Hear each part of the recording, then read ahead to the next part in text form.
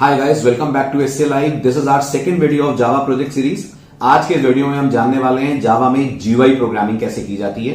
In fact सबसे पहले तो हम बात करेंगे जीयूआई होता ही क्या है, जिसको आप बोलते हैं ग्राफिकल यूजर इंटरफेस, कुछ लोग इसे गुई बोलते हैं, कुछ जीयूआई बोलते हैं। तो इसमें हम सबसे पहले बात करेंगे जावा में जीयूआई प्रोग्रामिंग कैसे करते हैं, क्योंकि गौर कीजिएगा हमारे प्रोजेक्ट का जो यूजर इंटरफेस है, जो फ्रेम्स वगैरह हैं, जो विंडोज वगैरह हम बनाएंगे, वो सारी हम जावा जीयूआई के बेसिस पर बनाने वाले हैं। जावा में जीयूआई प्रोग्रामिंग कितनी तरह से होती है, आज कौन सी जीयूआई प्रोग्रामिंग हम लोग यूज कर रहे हैं, ये सब कुछ हम इस वीडियो में डिस्कस करने वाले हैं। और हम हमारी पहली जीयूआई एप्लीकेशन भी इसमें डेवलप करेंगे। आपने जावा पढ़ते वक्त 99% एप्लीकेशन जो बनाई होंगी, अगर आपने कोर जावा करी हुई है तो वो आपने कंसोल पे चलाई होंगी, पूरा आउटपुट आपको कंसोल पे दिखता होगा।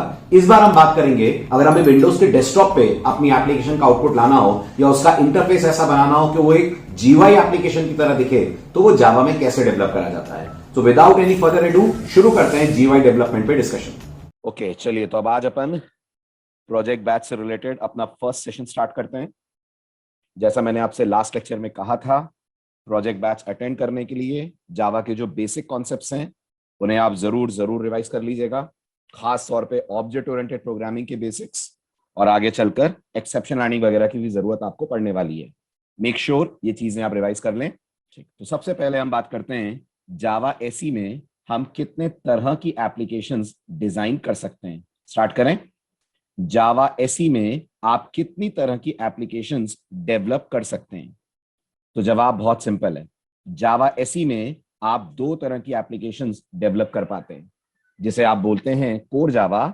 उसमें आप दो तरह की एप्लीकेशंस डेवलप कर सकते हैं, जिसमें से एक कहलाती है सीयूआई एप्लीकेशन, जिसका फुल फॉर्म होता है कमांड यूजर इंटरफेस, और दूसरी कहलाती है जीयूआई एप्लीकेशन, जिसका फुल फॉर्म होता है graphical user interface. Command user interface वो प्रोग्राम्स होते हैं जिन्हें रन करने के लिए यूजर को कमांड प्रॉम्प्ट पे आना पड़ता है। रिकॉल कीजिए, आपने भी जितने जावा के प्रोग्राम आज तक बनाए होंगे, सब के सब आपने कमांड प्रॉम्प्ट पे रन करें। जल्दी जल्दी बोलिए यस और नो, करें ना। और आपको यह भी पता होगा, आपने जितने भी प्रोग्राम्स आज तक जावा में डेवलप करके कमांड प्रॉम्प्ट पे रन करें, जब यूजर आपके प्रोग्राम से इंटरैक्ट करता है तो उसके पास आपके प्रोग्राम से इंटरैक्ट करने का सिर्फ एक डिवाइस अवेलेबल है ना। यूजर के पास आपके प्रोग्राम से इंटरैक्ट करने का मात्र एक डिवाइस अवेलेबल है ना। यस, और वो कौन सा डिवाइस है? वो है कीबोर्ड। करेक्ट। तो आपको हर वैल्यू जो यूजर से चाहिए वो से वाया कीबोर्ड इनपुट करनी पड़ती है। हर वैल्यू जो वो देगा वो वाया कीबोर्ड ही इनपुट करेगा। करेक्ट। और नोटिस करें, सीयूआई एप्लीकेशंस अच्छी होती हैं किसी भी लैंग्वेज के बेसिक्स पढ़ने के लिए, बट सीयूआई एप्लीकेशंस बिल्कुल अच्छी नहीं है अगर आप प्रोफेशनल सॉफ्टवेयर बना रहे हैं। कोई भी यूजर पसंद नहीं करेगा कि वो हर चीज वाया इनपुट वाया कीबोर्ड आपको प्रोवाइड करे। कोई भी यूजर पसंद नहीं करेगा कि आपका प्रोग्राम का आउटपुट हमेशा उसको कंसोल विंडो पे नजर आए।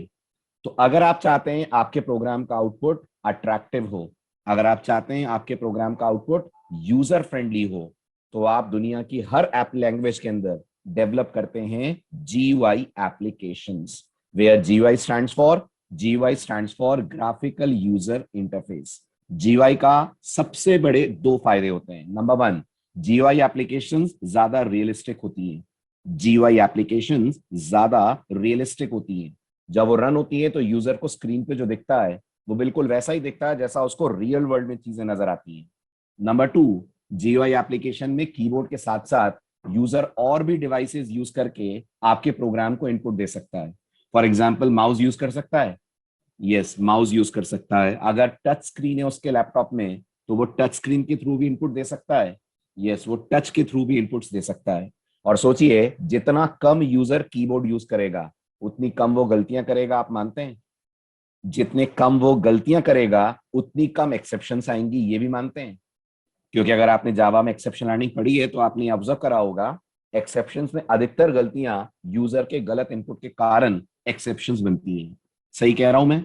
आपने यूजर से बोला अपनी एज एंटर करो और उसने गलती से एज की जगह अपना नाम दे दिया, तो अगर उसने एज की जगह अपना नाम दे दिया तो आपकी स्कैनर क्लास एक्सेप्शन दे देगी। यस, अगर उसने एज की जगह नाम दे दिया तो स्कैनर क्लास दे देगी एक्सेप्शन। इसलिए सीयूआई बहुत अच्छी है जब तक आप लैंग्वेज के बेसिक्स सीखना चाहते हैं। लेकिन एक बार आप लैंग्वेज के बेसिक्स पढ़ चुके हैं, आपको लैंग्वेज समझ में आ गई है, अब आप किसी के लिए प्रोजेक्ट डिजाइन कर रहे हैं, कोई नहीं चाहेगा कि वो प्रोजेक्ट कमांड यूजर इंटरफेस के थ्रू रन करे। हर इंसान चाहेगा, हर कस्टमर चाहेगा कि प्रोजेक्ट थोड़ा सा अट्रैक्टिव हो, प्रोजेक्ट जीयूआई फॉर्म में दिखे। मेरी बात आपको अगली स्लाइड एक डेमो से समझा देगी। नोटिस करिए, यहाँ आपको दो डेमोज दिख रहे हैं। लेफ्ट हैंड साइड पे आपको दिख रहा है एक कमांड यूजर इंटरफेस का कोड, जो यूजर से 2 नंबर लेकर क्या कर रहा है, जो यूजर से 2 नंबर लेकर उन्हें ऐड कर रहा है ना। ऐसे ही करते हैं ना जावा में 2 नंबर एडिशन का प्रोग्राम, अगर कमांड यूजर इंटरफेस से बनाते हैं तो। और इसी प्रोग्राम को बनाने का नोटिस करिए जीयूआई वाला तरीका है। अब आप नोट ध्यान से देखिए, एक कस्टमर के पॉइंट ऑफ व्यू से आपको नहीं लगता जो सेकंड वाला ऑप्शन है ज्यादा अट्रैक्टिव है? सेकंड वाला ऑप्शन यूजर को ज्यादा पसंद आएगा। खाली दिखने में ही सुंदर नहीं है, इसमें एक और बेनिफिट है। नोटिस करिए इसमें एक बेनिफिट क्या है। क्या ऐसा हो सकता है कि यूजर 10.5 की जगह गलती से अपना नाम टाइप कर रहा हो सकता है? हो सकता है ना। जैसे यहां उसने टाइप कर दिया सचिन गलती से। आप मुझे बताइए, इस सचिन को टाइप करने के बाद क्या यहाँ पर गुंजाइश है कि सचिन को करेक्ट करा जा सके एंटर प्रेस करने के बाद? नहीं है। आप वापस जाकर एडिटिंग कर ही नहीं सकते हैं। जबकि यहां नोटिस करिए, अगर मैंने 10.5 की जगह सचिन दिया तो इससे पहले कि मैं ये ऐड बटन प्रेस करूं, मैं यहां पर अपना इनपुट एडिट कर सकता हूं। बिल्कुल कर सकता हूं। इनफैक्ट आप आगे चलकर देखेंगे हम ये तक कर सकते हैं कि यूजर यहां पर अल्फाबेट टाइप ही ना कर पाए। अगर आप इस डायग्राम को समझ पा रहे हो तो ये एक टेक्स्ट बॉक्स है। यस, ये एक टेक्स्ट बॉक्स है जो जावा में टेक्स्ट फील्ड नाम की क्लास के थ्रू बनाया जाता है। टेक्स्ट फील्ड नाम की क्लास के थ्रू बनाया जाता है। और जब आप ये टेक्स्ट बॉक्स बनाते हैं तो आप जावा को ये कह सकते हैं कि मुझे इनपुट में सिर्फ डिजिट्स चाहिए, मुझे अल्फाबेट चाहिए ही नहीं। तो यूजर चाहकर भी अल्फाबेट्स टाइप नहीं कर पाएगा। तो आप मानते हो जीयूआई ज्यादा बेटर कंट्रोल देती है आपको आपकी एप्लीकेशन के ऊपर, जबकि सीयूआई में बहुत मुश्किल है कि आप उससे अल्फाबेट्स ना लें। उसके लिए आपको अच्छे खासे लॉजिक्स लगाने पड़ेंगे, अच्छे खासे लूप लगाने पड़ेंगे, जबकि यहां पर इतना कुछ टेंशन की जरूरत आपको नहीं होगी। आया समझ जीयूआई के बेनिफिट्स? राइट। चलिए अभी बताइए, आप कौन सी लैंग्वेज पढ़ रहे हैं? आप कौन सी लैंग्वेज पढ़ रहे हैं? आप पढ़ रहे हैं जावा एसई। तो अगर आपसे कोई पूछेगा जावा एसई में जीयूआई एप्लीकेशंस कितनी तरह की होती हैं, तो आपको जानकर थोड़ा सा सरप्राइज होगा कि जावा एसई में भी जीयूआई एप्लीकेशंस के 2 कैटेगरीज रखी गई हैं। 2 तरह से आप जावा एसई में जीयूआई प्रोग्राम्स डेवलप कर सकते हैं। ठीक है, एक आउटडेटेड हो गया है, पुराना तरीका हो गया है, एक मॉडर्न तरीका है। बताऊंगा मैं आपको दोनों, लेकिन काम हम मॉडर्न तरीके पे करेंगे। जावा एसई का जीयूआई प्रोग्रामिंग का एक तरीका था एप्लेट्स डेवलप करना, और दूसरा तरीका था एप्लीकेशंस डेवलप करना।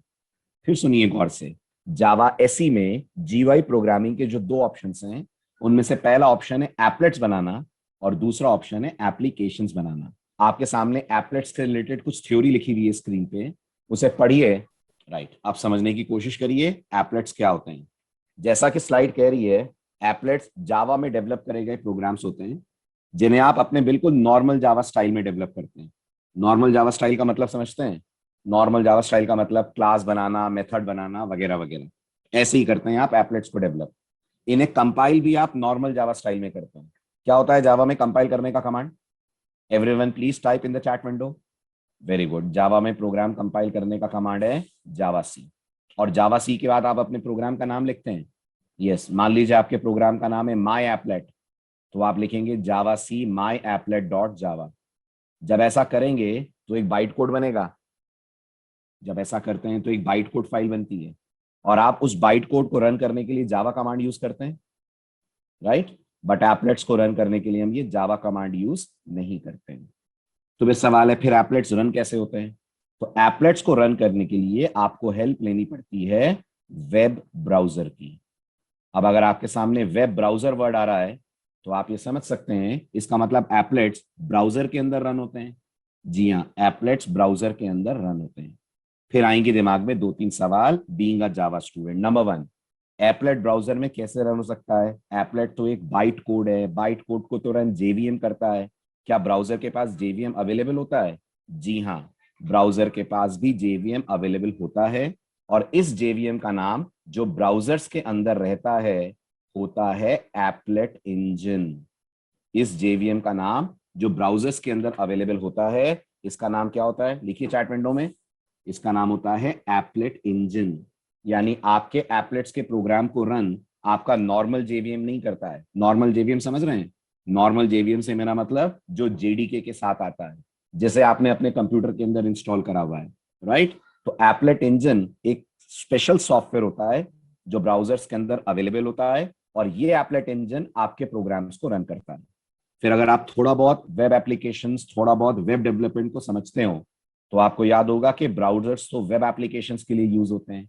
जब भी हम ब्राउजर यूज करते हैं उससे हम कोई वेब एप्लीकेशन को चलाते हैं, तो क्या एप्लेट्स भी वेब एप्लीकेशन का पार्ट होते हैं? तो जवाब है यस, एप्लेट्स भी वेब एप्लीकेशंस का पार्ट होते हैं। मतलब हम एप्लेट्स यूज करके वेबसाइट्स बनाते हैं? नहीं, हम एप्लेट्स यूज करके वेबसाइट्स नहीं बनाते हैं। हम एप्लेट्स यूज करके किसी एग्जिस्टिंग वेबसाइट में कुछ एक्स्ट्रा फीचर ऐड कर सकते हैं। आई रिपीट माई वर्ड्स, हम एप्लेट यूज करके किसी भी एग्जिस्टिंग वेबसाइट में कोई एक्स्ट्रा फीचर ऐड कर सकते हैं। जैसे इमेजिन करिए आपके कॉलेज की कोई वेबसाइट है, वो ऑलरेडी किसी टेक्नोलॉजी पे बन चुकी होगी, यस और नो? आपके कॉलेज की कोई वेबसाइट ऑलरेडी किसी टेक्नोलॉजी पे बन चुकी होगी, राइट? अब सपोज करिए आपका कॉलेज आपको एक कॉन्ट्रैक्ट देता है कि इस वेबसाइट पे हमें एक ट्यूटोरियल अपलोड करना है, राइट? एक एनिमेटेड ट्यूटोरियल अपलोड करना है जिसमें कुछ एनिमेशंस के थ्रू स्टूडेंट्स को कुछ कॉन्सेप्ट समझाया जाए। लेट्स से स्टूडेंट्स को डेटा स्ट्रक्चर्स की वर्किंग समझाने का एक एनिमेटेड ट्यूटोरियल बनाना है। अब आप मुझे बताइए, उन्होंने आपको पूरी वेबसाइट रीडिजाइन करने को कहा है या एक ट्यूटोरियल ऐड करने को कहा है? तो आपका जवाब होगा सर ट्यूटोरियल ऐड करने को कहा है, वेबसाइट थोड़ी बनाने को बोला है। तो ये करने के लिए आप जावा में एप्लेट्स यूज करके उनकी वेबसाइट पे वो ट्यूटोरियल ऐड कर सकते हैं। लेकिन गौर से सुनिएगा, ये कहानी 2017 तक की मैंने आपको सुनाई है। यानी आज अगर 2021 ना होकर 2017 साल होता या 2017 के पहले का कोई ईयर होता, तो आप डेफिनेटली एप्लेट्स पढ़ भी रहे होते, और ये जो मैंने आपके सामने छोटी सी सिचुएशन रखी, इसे एप्लेट से आप हैंडल भी करते। लेकिन 2017 के बाद से दुनिया के सबसे बड़े ब्राउजर ने एप्लेट्स को सपोर्ट करना बंद कर दिया। दुनिया का सबसे बड़ा ब्राउजर एप्लेट से अलग हट गया। दुनिया का सबसे बड़ा ब्राउजर जी, दुनिया का सबसे पॉपुलर, सबसे वाइडली स्प्रेड ब्राउजर कौन सा है? क्रोम। और क्रोम ने 2017 में एप्लेट्स का सपोर्ट बंद कर दिया था। जब क्रोम ने एप्लेट का सपोर्ट बंद करा, तो बाकी ब्राउजर्स ने भी एप्लेट को सपोर्ट करना बंद कर दिया है। यानी आज की तारीख में एप्लेट आउटडेटेड टेक्नोलॉजी है। यस, आज की तारीख में एप्लेट आउटडेटेड टेक्नोलॉजी है। अगर आपको मैं पढ़ा भी दूंगा एप्लेट, तो आप उसे रन नहीं कर पाएंगे, क्योंकि एप्लेट को रन करने के लिए किस पे जाना पड़ेगा? ब्राउजर पे जाना पड़ेगा। और ब्राउजर पे एप्लेट तभी रन होगा जब ब्राउजर में क्या अवेलेबल होगा? जब ब्राउजर में अवेलेबल होगा एप्लेट इंजन। और वैसे भी एप्लेट्स की जगह इस काम को करने के लिए आज सारी दुनिया जिस लैंग्वेज पे डिपेंड करती है, आपको भी अपने करियर में वो लैंग्वेज पढ़नी चाहिए, और वो लैंग्वेज है जावास्क्रिप्ट। अगर ये चैलेंज आज की डेट में किसी को दिया जाए, तो कोई कभी भी एप्लेट अगर चलते भी तो एप्लेट यूज नहीं करता, वो एप्लेट्स की जगह डेवलप करता है सारे programs using the language which is called JavaScript. किसी भी वेबसाइट में कोई फंक्शनैलिटी ऐड की जाती है, तो उसके लिए आज की डेट में नंबर 1 चॉइस जो मार्केट में अवेलेबल है, दैट चॉइस इज जावास्क्रिप्ट। आप जावास्क्रिप्ट से सारे काम कर सकते हैं, इसलिए एप्लेट्स अब आउटडेटेड चीज हो गए हैं। हम लोग भी 2019 तक एप्लेट पढ़ाते थे। 2019 तक इसलिए पढ़ाते थे क्योंकि एप्लेट्स का थोड़ा बहुत सपोर्ट कुछ ब्राउजर्स में अवेलेबल था। 2019 आते आते बिल्कुल ब्राउजर्स ने एप्लेट को सपोर्ट करना बंद कर दिया। तो अभी अगर मैं कोड लिख भी दूं और आप मुझे बोलेंगे सर इसे रन कैसे करेंगे, तो विल बी हेल्पलेस, क्योंकि रन करने के लिए हमें ब्राउजर का सपोर्ट मिलेगा ही नहीं। इसलिए एप्लेट्स अब आउटडेटेड टेक्नोलॉजी जावा एसई में हो चुके हैं। इतने आउटडेटेड हो चुके हैं कि अगर आप आज की डेट में उन्हें अपने प्रोग्राम में यूज करते हैं, तो आपको जावा की तरफ से एक वार्निंग मिलेगी, और उस वार्निंग में लिखा रहेगा कि आप एक डेप्रिकेटेड एपीआई यूज कर रहे हैं। ये एपीआई आने वाले दिनों में जावा से बिल्कुल ही हटा दी जाएगी। आया समझ? पॉइंट क्लियर हुआ? इसलिए हमें एप्लेट्स नहीं पढ़ना है, ठीक है? Some doubts are coming up. Anuj sir, Chrome ने एप्लेट का सपोर्ट क्यों बंद किया? उसके बहुत सारे रीजंस थे अनुज। कुछ रीजंस टेक्निकल थे, कुछ रीजंस नॉन टेक्निकल थे। पहले मैं आपको नॉन टेक्निकल रीजंस बता दूं। क्रोम किसका प्रोडक्ट है? क्रोम गूगल का प्रोडक्ट है, राइट? जावा किसके अंडर में आजकल? जावा आजकल नहीं, 2010 से ओरेकल के अंडर में।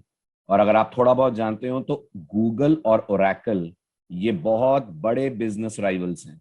जानते हैं? दुनिया के दो बड़े बड़े बिजनेस राइवल्स हैं। हाल ही में, अभी एक आध महीने पहले ही, गूगल ने ओरेकल से केस जीता है? अगर आप न्यूज देखते हो तो गूगल केस जीत चुकी है, राइट। ओरेकल ने गूगल पे जावा के मिसयूज का केस फाइल करा था।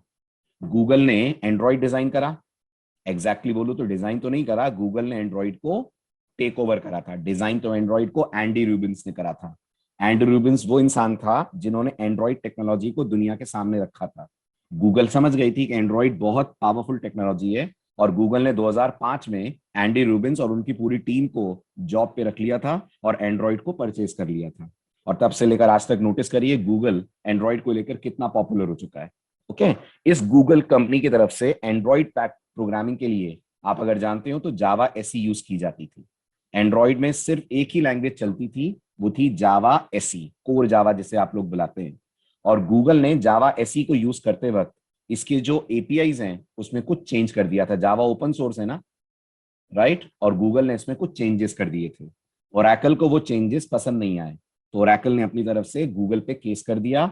यही कारण था कि अगर आप थोड़ा बहुत जानते हो तो 2017 में गूगल ने कॉटलिन अनाउंस की, और कॉटलिन सेकेंड लैंग्वेज बनी जो एंड्रॉइड एप्लीकेशंस के लिए यूज हो सकती है। और 2017 से पहले क्या होता था? 2017 से पहले सिर्फ और सिर्फ जावा में एंड्रॉइड एप्स बनती थी, कोई सेकंड ऑप्शन ही नहीं था।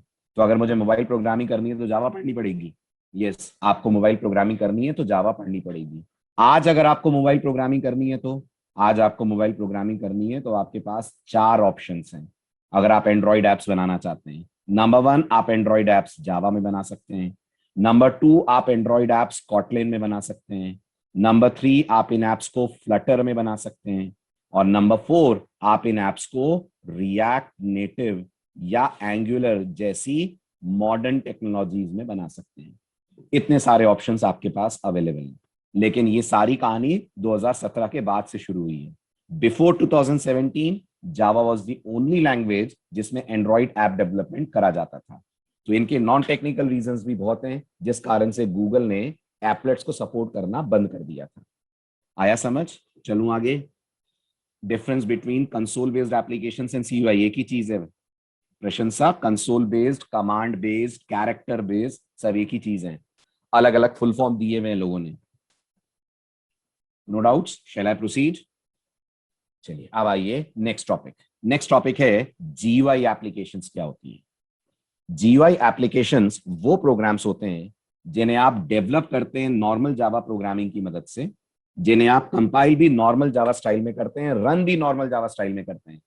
लेकिन जब आप इन्हें रन करते हैं तो अभी तक जावा के प्रोग्राम्स का आउटपुट कमांड प्रॉम्प्ट पे आता था। एवरीवन प्लीज से यस और नो। यस, अब वो आउटपुट कमांड प्रॉम्प्ट पे ना आकर कहां पर आएगा? अब वो आउटपुट कमांड प्रॉम्प्ट पे ना आकर यहां पर आएगा। यहां पर कहां पर? यहां पर मतलब यहां पर। ये कौन है जो आपके सामने इस समय मैंने ओपन करा है? ये है विंडोज का डेस्कटॉप। तो जब आप अपने जावा कोड को रन करेंगे तो अपने आप देखेंगे आउटपुट आपको कहां नजर आएगा? आउटपुट आपको नजर आएगा अपने डेस्कटॉप पे। इसमें कोई ब्राउजर नहीं चाहिए, नहीं, इसमें कोई ब्राउजर नहीं चाहिए। ये नॉर्मल जावा स्टाइल में रन होगा, मतलब जावा सी कमांड से कंपाइल होगा और जावा कमांड से रन होगा। यस, अगर आप नेटबीन्स यूज नहीं कर रहे हैं तो जावा सी से कंपाइल होगा, जावा से रन होगा। और अगर आप नेटबीन्स यूज कर रहे हैं तो डेफिनेटली हम नेटबीन्स यूज करेंगे। तो जैसे नेटबीन्स में आप कोई भी जावा प्रोग्राम चलाते हैं, कैसे चलाते हैं? प्रोग्राम लिखने के बाद राइट क्लिक करा, रन फाइल, ऐसे ही इसको भी चलाएंगे। जैसे ही राइट क्लिक करके रन फाइल करेंगे ऑटोमेटिकली आप देखेंगे आपके डेस्कटॉप पे आपको आपके प्रोग्राम का नजर आएगा आउटपुट। और अभी तक आप याद कीजिए नेटबीन्स में जब प्रोग्राम चलाते हैं तो व्हाइट कलर की आउटपुट विंडो में आउटपुट आता है ना, व्हाइट कलर की आउटपुट विंडो में, और वो नेटबीन्स का कंसोल है। यस, वो नेटबीन्स का कंसोल है, राइट। तो ये फायदा होता है एप्लीकेशंस का। अब ये एप्लीकेशंस कहाँ यूज होती हैं? कहीं भी ऐसे किसी कंप्यूटर पे जहां आपको कोई जीयूआई ऐप की जरूरत हो। जैसे आपके कॉलेज में फी जहां डिपॉजिट होती है वो कैशियर का केबिन है। बताइए, कॉलेज में जहां फी डिपॉजिट आप करते हो, आजकल तो खैर ऑनलाइन हो जाती होगी, लेकिन इमेजिन करिए अगर कॉलेज में आप फिजिकली प्रेजेंट होकर फी डिपॉजिट करते हैं तो कैशियर के केबिन में आप फी डिपॉजिट करेंगे। अब सपोज करिए आपका कॉलेज आपसे कहता है कि हमें फी मैनेजमेंट सिस्टम का प्रोग्राम डेवलप करना है, फी मैनेजमेंट का पूरा प्रोग्राम बनाना है, तो आप उसे एप्लेट या जावास्क्रिप्ट में बनाएंगे? नहीं। अगर आप उसे जावास्क्रिप्ट में बनाने बैठे तो फिर कैशियर को वेबसाइट से फी लेनी पड़ेगी, क्योंकि जावास्क्रिप्ट तो वेबसाइट पर रन होगी। उसकी जगह पर आप उसे एक डेस्कटॉप एप्लीकेशन बनाकर देंगे, और वो डेस्कटॉप एप्लीकेशन अगर आप जावा में बनाते हैं तो आप क्या यूज करेंगे, आप यूज करेंगे GUI एप्लीकेशंस। समझ आया? इसी तरह से मान लीजिए किसी रेस्टोरेंट का बिलिंग सिस्टम आपको डेवलप करना है, उस रेस्टोरेंट के बिलिंग सिस्टम को डेवलप करने के लिए भी आप यूज कर सकते हैं GUI एप्लीकेशंस। अगर आपको लग रहा है सर एग्जैक्टली बताइए कहाँ यूज होती है, तो ऑनडोर गए कभी आप? ऑनडोर, ऑनडोर जो सुपरमार्केट है, कभी वहां गए? और अगर गए हो, कभी ध्यान ना दिया हो तो इस बार दीजिएगा।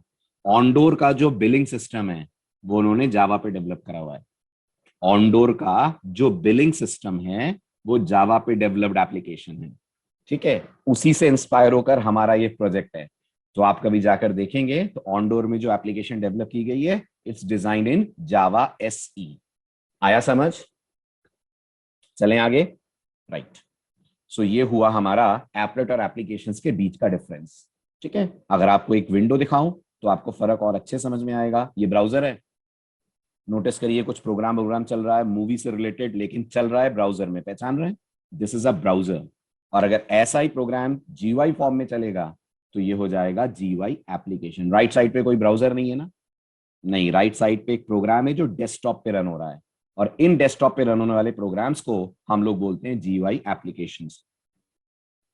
मुनीब, अगर आप मेरे से पूछो लिटरली तो सबसे अच्छा सपोर्ट .NET का है। अगर मैं एज अ सॉफ्टवेयर डेवलपर आपको जवाब दूं ना, या एज अ स्टार्टअप जवाब दूं कि अगर मुझे कोई बोलेगा तो GUI एप्लीकेशंस के लिए .NET is very very good, क्योंकि आपकी एप्लीकेशन विंडोज प्लेटफॉर्म पे रन होगी 90% केसेस में, और 90% केसेस में अगर आपके कस्टमर्स विंडोज यूजर्स हैं तो .NET से बढ़िया विंडोज के साथ इंटीग्रेशन किसी का नहीं है। जावा का बस एक बेनिफिट है ना कि आपकी एप्लीकेशन क्रॉस प्लेटफॉर्म हो जाएगी, आपकी एप्लीकेशन मैक पे भी चल जाएगी, लिनक्स पे भी चल जाएगी। विंडोज के साथ दिक्कत ये है कि वो विंडोज प्लेटफॉर्म से टाइड अप हो जाएगी। लेकिन अगर हम इस चीज को छोड़ दें तो फिर Windows is very very powerful when it comes to desktop applications. अब आगे बढ़ते हैं, let's move on to the next topic. अभी बताइए, जावा जिस तरह की लैंग्वेज है, जावा में जितनी भी आपको बिल्ट इन सपोर्ट देती है जावा, वो क्लासेस के फॉर्म में देती है। अगर जावा एक मेथड भी अवेलेबल कराती है, अगर जावा आपको एक वेरिएबल भी अवेलेबल कराती है, जैसे पाई, यूज करा है आपने जावा में? पाई करा होगा बहुत सारे मैथमेटिकल कैलकुलेशंस के लिए। तो क्या पाई आपको डायरेक्ट मिलता है, या पाई आपको मैथ क्लास के अंदर मिलता है? पाई आपको मैथ के अंदर मिलता है। और मैथ क्लास खुद किसी पैकेज में है? हाँ, मैथ क्लास java.lang पैकेज में है। तो जब जावा में आप GUI प्रोग्रामिंग करेंगे तो आप मानते हैं आप कुछ क्लासेस यूज करेंगे? यस, बिल्कुल करनी पड़ेंगी, राइट। और वो क्लासेस आप मानते हैं कुछ पैकेजेस में होंगी? डेफिनेटली वो क्लासेस कुछ पैकेजेस में होंगी। बात करते हैं जावा में GUI प्रोग्रामिंग के लिए कौन कौन से पॉपुलर पैकेजेस अवेलेबल हैं। जावा में GUI प्रोग्रामिंग के लिए दो मेन पैकेजेस की जरूरत आपको पड़ेगी। कितने पैकेज? दो मेन पैकेज। दो मेन पैकेज की जरूरत GUI एप्लीकेशंस डेवलप करते वक्त आपको पड़ेगी। दोनों में से आपने एक का भी नाम नहीं सुना होगा, क्योंकि ये GUI में ही यूज होने वाले पैकेजेस हैं। इनमें से पहले पैकेज का नाम है java.awt। बात करते हैं AWT का फुल फॉर्म क्या है। AWT का फुल फॉर्म होता है एब्स्ट्रैक्ट विंडो टूलकिट, है ना। अब मैं आपको थोड़ी सी AWT की कहानी सुनाता हूं। ये बताइए, जावा लॉन्च कब हुई थी? फटाफट फटाफट जवाब दीजिए, जावा लॉन्च कब हुई थी? जावा लॉन्च हुई थी 1996 में। एग्जैक्ट बर्थडे क्या है जावा की? एग्जैक्ट बर्थडे है जावा की 23 जनवरी 1996। इस दिन क्या लॉन्च हुआ था? इस दिन लॉन्च हुआ था JDK 1.0। जावा का जो फर्स्ट वर्जन था वो था JDK 1.0, इस दिन लॉन्च हुआ था। और आपको यकीन नहीं होगा, जब जावा का वर्जन 1.0 आया था तो जावा में GUI प्रोग्रामिंग थी ही नहीं। ध्यान दिया आपने? मतलब तब जावा बस कंसोल एप्लीकेशंस तक ही सीमित हुआ करती थी, इवन कलेक्शंस भी नहीं थे। जिन लोगों ने कलेक्शंस अच्छे से पढ़े हो आपको याद होगा, कलेक्शंस के नाम पे जावा के पास सिर्फ दो क्लासेस थी, एक वेक्टर और एक स्टैक। ये जितनी पॉपुलर कलेक्शन क्लासेस आप यूज करते हैं, लिंक लिस्ट, एरे लिस्ट, ये सब कब से आई हैं? ये सब आई हैं 1.2 ऑनवर्ड्स। 1.0 पे जावा बहुत ज्यादा क्लासेस के मामले में रिच नहीं थी, और जावा जैसे ही मार्केट में एंटर करी 1996 के एरा में, जावा को सबसे तगड़ा कंपटीशन माइक्रोसॉफ्ट की एक लैंग्वेज ने दिया। आपने शायद नाम भी नहीं सुना होगा, ठीक। 90s में आ चुके थे आप? नहीं आए थे? दुनिया में आपका पदार्पण हो गया था 90s में? नहीं हुआ था ना, राइट। तो माइक्रोसॉफ्ट की एक लैंग्वेज हुआ करती थी जिस लैंग्वेज का नाम था VB। सुना है नाम आपने? आजकल इसका मॉडिफाइड वर्जन माइक्रोसॉफ्ट के पास है जिसका नाम है VB.NET। उस जमाने में VB हुआ करती थी। जैसे आज आप लोग सीसी प्लस प्लस के बाद जावा पढ़ते हो, आज normally student CC plus plus के बाद जावा पाइथन पढ़ते हैं। जब मैं स्टूडेंट था तो मैंने सीसी प्लस प्लस के बाद इस लैंग्वेज को पढ़ा था, क्योंकि जावा तब तो आई नहीं थी। 1991 92 की बात मैं आपसे कर रहा हूँ, तब जावा मार्केट में आई नहीं थी। तो वीबी एक लैंग्वेज हुआ करती थी जो बहुत बहुत पॉपुलर थी। इतनी पॉपुलर थी कि माइक्रोसॉफ्ट की इनकम का दूसरा बड़ा बड़ा सोर्स थी ये विंडोज के बाद। ये विजुअल बेसिक लैंग्वेज, सारी एप्लीकेशंस जितनी भी विंडोज पे बनती थी वो इसी वीबी नाम की लैंग्वेज को यूज करके बनती थी। और अगर ये विंडोज की लैंग्वेज थी तो आप मानते हैं इसका जीयूआई सपोर्ट बहुत अच्छा होगा, और जावा के पास ये जीयूआई सपोर्ट था नहीं। तो जावा को कंपटीशन में बने रहने के लिए अपने अंदर जीयूआई सपोर्ट लाना पड़ा, क्योंकि जावा में एक चीज बहुत अच्छी है, जब भी किसी लैंग्वेज या टेक्नोलॉजी में कुछ नया होता है और जो होता है वो दुनिया को बहुत पसंद आता है, तो जावा फटाफट उस चीज को अपने अंदर इनकॉर्पोरेट करती है। जैसे आजकल आप देख रहे होंगे जावा में एआई और मशीन लर्निंग के पैकेजेस बनाए जा रहे हैं। जावा के जितने नए वर्जन आ रहे हैं वो आर्टिफिशियल इंटेलिजेंस की तरफ जावा को लेकर जा रहे हैं, जबकि जावा कभी एआई के लिए डेवलप की जाने वाली लैंग्वेज नहीं थी। जावा का मेन डोमेन आज भी क्या है? आज भी जावा का मेन डोमेन वेब एप्लीकेशंस है। आज भी अगर आप वेब एप्लीकेशंस की बात करें, किसी बैंकिंग की एप्लीकेशन आपको डेवलप करनी है, कोई ई कॉमर्स वेबसाइट आपको बनानी है, जावा इज वेरी पॉपुलर। लेकिन अगर आज आपको एआई या डेटा साइंस पे जाना है तो आप जानते होंगे यहाँ पे डोमेन पाइथन का है। यस, यहाँ डोमेन पाइथन का है, यहाँ डोमेन आर नाम की लैंग्वेज का है। लेकिन जावा धीरे धीरे इस डोमेन में भी पेनिट्रेट कर रही है। ऐसे ही जावा ने 1996 में जब लॉन्च हुआ तो देखा कि जावा कंपटीशन में पिछड़ रही थी। विजुअल बेसिक लैंग्वेज को लोग ज्यादा पसंद कर रहे थे। तो जावा ने इस कंपटीशन में बने रहने के लिए सिर्फ 7 से 10 दिन के टाइम स्पैन में, गौर करिएगा, मात्र इतने कम समय में अपने अंदर जीयूआई सपोर्ट ऐड कर लिया। जावा ने अपनी लाइब्रेरी में जीयूआई का सपोर्ट ऐड कर लिया। हालांकि लॉन्च उन्होंने कुछ टाइम बाद करा, लेकिन उन्होंने 7 से 10 दिन में जीयूआई सपोर्ट ऐड करा। और इस जीयूआई सपोर्ट को ऐड करने के दौरान इन्होंने एक बहुत बड़ी गलती कर दी। खुद जावा की टीम आज भी उस गलती को रिग्रेट करती है। कौन सी गलती कर दी? गलती ये कर दी कि इन्होंने जीयूआई का सपोर्ट लेने के चक्कर में ऑपरेटिंग सिस्टम की लाइब्रेरीज को यूज करना शुरू कर दिया। अब आप अगर जावा के टेक्निकल एस्पेक्ट को रिकॉल करें तो जावा की पंचलाइन जावा का प्लेटफॉर्म इंडिपेंडेंट होना है। सही बात है। कोई पूछता है जावा की स्ट्रेंथ बताओ, तो हमारी तरफ से एक नए का जवाब ये भी आएगा कि जावा प्लेटफॉर्म इंडिपेंडेंट है, वो रहा है। अब आप सोचिए, अगर जावा ऑपरेटिंग सिस्टम की लाइब्रेरीज यूज करे तो जावा प्लेटफॉर्म इंडिपेंडेंट हुई कि नहीं हुई? ऑब्वियस सी बातें नहीं हुई। कहां से प्लेटफॉर्म डिपेंडेंट हो गई? अगर वो ओएस की लाइब्रेरीज को यूज करे। तो अगर मैं कोई जावा एप्लीकेशन विंडोज पे रन करता हूं तो मुझे विंडोज ऑपरेटिंग सिस्टम से जो लाइब्रेरीज मिलेंगी, क्या गारंटी है कि वो लाइब्रेरीज मैक से भी मिल जाएंगी? लाइब्रेरी समझते हैं? लाइब्रेरी मतलब जीयूआई कंपोनेंट। ये बटन, टेक्स्ट बॉक्स, ये सब अलग अलग ऑपरेटिंग सिस्टम पे अलग अलग शेप और स्टाइल में आते हैं। आप ये भी मानते हैं हर ऑपरेटिंग सिस्टम के पास हर जीयूआई कंपोनेंट अवेलेबल नहीं होता? सही बोल रहा हूं? तो जब आप जावा के अंदर इस AWT टेक्नोलॉजी को यूज करते हैं, आज भी ये AWT टेक्नोलॉजी आपके लिए जो बटन्स वगैरह बनाकर लाती है, वो कौन से कहां से लेकर आती है? वो लेकर आती है ऑपरेटिंग सिस्टम की लाइब्रेरीज से। और जब ये चीजें ऑपरेटिंग सिस्टम से आई तो जावा प्लेटफॉर्म डिपेंडेंट हो गई।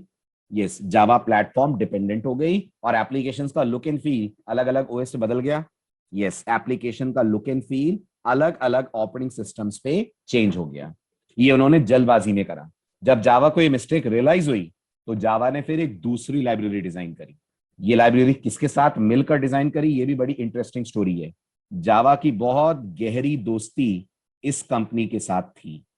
ये वही कंपनी है जो आज की डेट में क्या बन गई है? ये आज की डेट में बन गई है मॉजिला। राइट। अच्छा, इनसे दोस्ती कैसे हुई वो भी सुनिए, उसका भी बड़ा इंटरेस्टिंग केस है। जावा ने एप्लेट्स बनाए। यस, जावा ने एप्लेट बनाए। अब जावा को एप्लेट को टेस्ट करने के लिए किसका सपोर्ट चाहिए था?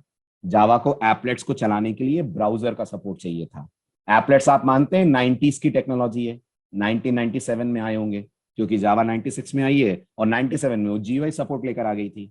और 97 में अगर आप जानते हो तो दुनिया में एक ही ब्राउजर का बहुत ज्यादा ऑक्यूपेंसी थी, बहुत ज्यादा लोगों को उस ब्राउजर के ऊपर भरोसा था, लोग उसी को यूज करते थे, जिस बेचारे को आज कोई पूछता भी नहीं है। और उस ब्राउजर का नाम था इंटरनेट एक्सप्लोरर। आज खत्म है, आज उसकी जगह एज आ गया है। आज इतने सारे ब्राउजर आ गए हैं, लेकिन उस जमाने में मार्केट में सिर्फ 2 ब्राउजर्स चलते थे। एक माइक्रोसॉफ्ट का चलता था इंटरनेट एक्सप्लोरर, और एक नेटस्केप कंपनी का ब्राउजर चलता था जिसका नाम था नेविगेटर। यही नेविगेटर आज क्या बन गया है? यही नेविगेटर आज बन गया है फायरफॉक्स।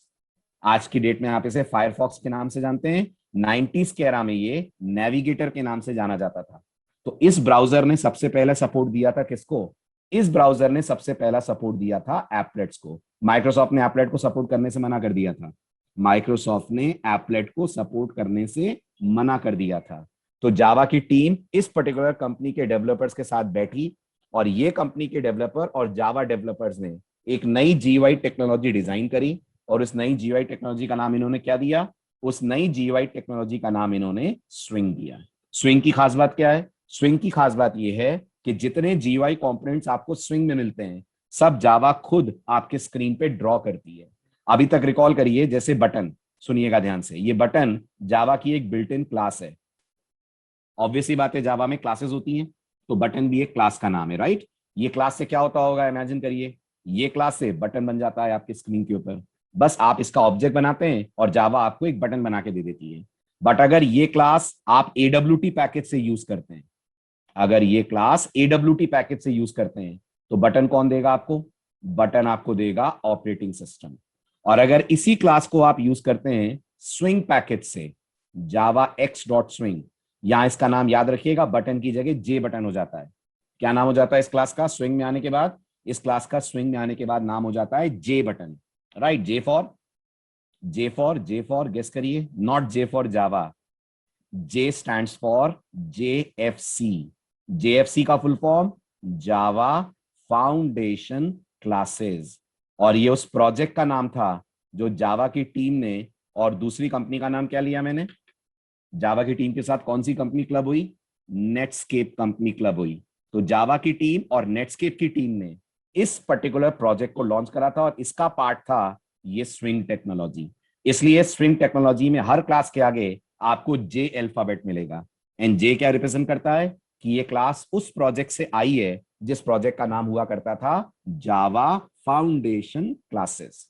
तो अगर आप JFC यानी अगर आप स्विंग यूज करते हैं और स्विंग यूज करके आप बटन बनाते हैं, तो ये बटन खुद जावा ड्रॉ करेगी। यस, ये बटन खुद जावा आपके स्क्रीन पे ड्रॉ करेगी। तो अभी जो आपने देखा वो स्विंग का ही स्क्रीनशॉट था। ये वाला जो स्क्रीनशॉट मैंने आपको दिखाया ना, ये स्विंग का स्क्रीनशॉट है। नोटिस करिए, तो बटन्स आपको थोड़े से आर्टिस्टिक दिख रहे हैं, राउंडेड एजेस दिख रही हैं थोड़ी सी, इस पे बैकग्राउंड में शेड भी दिख रहा है। देखिए पहले वाले बटन का बैकग्राउंड थोड़ा सा ब्लूइश आपको दिखेगा, राइट? ये सब आपके लिए जावा ने करा है। इसमें जावा ने ऑपरेटिंग सिस्टम की कोई हेल्प नहीं ली है, खुद जावा ने इन बटन्स को क्रिएट करा है। और ये सब जे बटन क्लास के ऑब्जेक्ट्स हैं। यस, ये सब के सब जे बटन के ऑब्जेक्ट्स हैं। ये सब, ये तीनों के तीनों, they all belong to J button object, J button class, right? हाँ बिल्कुल, अगर आप वेब डेवलपमेंट के पॉइंट ऑफ व्यू से बोले तो होवर इफेक्ट है जो आपको ऑटोमेटिकली जावा डेस्कटॉप पे भी लाकर दे रही है। अब बताइए, अगर जावा बटन ड्रॉ कर रही है तो बटन का लुक एंड फील सारे ऑपरेटिंग सिस्टम पे सेम होगा? यस, अगर जावा ड्रॉ कर रही है तो ऑब्वियसली बात है सेम होगा। दूसरी बात, अगर जावा कोई कंपोनेंट ड्रॉ कर रही है तो चाहे वो कंपोनेंट ऑपरेटिंग सिस्टम के पास ना भी हो, आपकी एप्लीकेशन में वो कंपोनेंट आ जाएगा। यस, अगर जावा ड्रॉ कर रही है तो ऑब्वियसली बात है वो कंपोनेंट आपको मिल जाएगा। जावा की ऑपरेटिंग सिस्टम पे डिपेंडेंसी खत्म हो जाएगी। तो जावा की जो मॉडर्न तरीका जीयूआई ऐप डेवलपमेंट का आया, उस मॉडर्न तरीके को नाम उन्होंने दिया जावा x.swing। एक्स लेटर क्यों आ रहा है? उसका रीजन ये है, एक्स का फुल फॉर्म होता है एक्सटेंडेड। और जावा में अगर किसी पैकेज में एक्स लगता है तो इसका सीधा मतलब ये है कि ये किसी पुरानी टेक्नोलॉजी का इंप्रूवमेंट है। ये किसी पुरानी टेक्नोलॉजी का इंप्रूवमेंट है। तो बताइए स्विंग किसका इंप्रूवमेंट है? ऑब्वियसली बात है, स्विंग AWT का इंप्रूवमेंट है। इसलिए यहां पर अल्फाबेट आ रहा है एक्स। एक्स का फुल फॉर्म होता है एक्सटेंडेड। चलें आगे, ठीक है? अब सवाल आता है, हम लोग जीयूआई प्रोग्रामिंग में, ये तो कंफर्म बात है एप्लीकेशंस बनाएंगे, एप्लेट्स तो बनाएंगे नहीं, है ना? लेकिन हम पैकेज कौन से यूज करेंगे? तो हमें दोनों पैकेजेस यूज करने हैं। सुनकर आपको थोड़ा सा सरप्राइज होगा कि सर दोनों क्यों यूज करने? AWT तो पुराना है, आप बोल रहे हो, प्लेटफॉर्म डिपेंडेंट कर देगा। बिल्कुल सही, AWT पुराना है, प्लेटफॉर्म डिपेंडेंट कर देगा। लेकिन याद रखिएगा, जीयूआई प्रोग्रामिंग की जो हार्ट बीट है, जीयूआई प्रोग्रामिंग की जो जान है, वो एक टॉपिक है, शायद आपने सुना होगा अगर आप थोड़ा बहुत वेब टेक्नोलॉजीज पे काम करते हैं, और इस टॉपिक का नाम है इवेंट हैंडलिंग। जिन्होंने नहीं सुना, मैं आपको बता दूं इवेंट हैंडलिंग क्या है। आप रोज इवेंट हैंडलिंग को होते हुए देखते हैं। फॉर एग्जाम्पल नोटिस करिए, अपन अपनी एप्लीकेशन पे वापस चलते हैं। ये छोटी सी एप्लीकेशन, इस एप्लीकेशन में यूजर ऐड बटन पे क्लिक करेगा।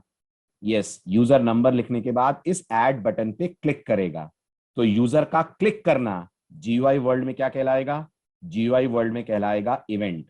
और सोचिए, क्लिक होने पर यहां सम आ जाना चाहिए नीचे की तरफ।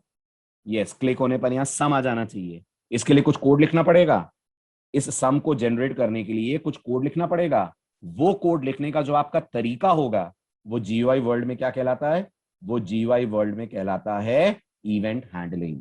इसी तरह से आपके विंडोज ऑपरेटिंग सिस्टम में नीचे वॉल्यूम का आइकन है, बोलिए जल्दी से। हाँ, गौर करिए, बिल्कुल बॉटम राइट पे आपको वॉल्यूम का आइकन दिख रहा है, डेफिनेटली दिख रहा होगा।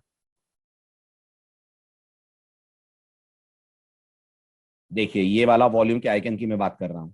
इस पे आपको एक स्लाइडर नजर आ रहा है। यस, एक स्लाइडर दिख रहा है। ये ऐसे आपका इस स्लाइडर को ड्रैग करना, ये क्या कहलाएगा? आपका इस स्लाइडर को ड्रैग करना ये इवेंट है, राइट। और जब आप इस स्लाइडर को ड्रैग करेंगे तो वॉल्यूम कम ज्यादा होगा।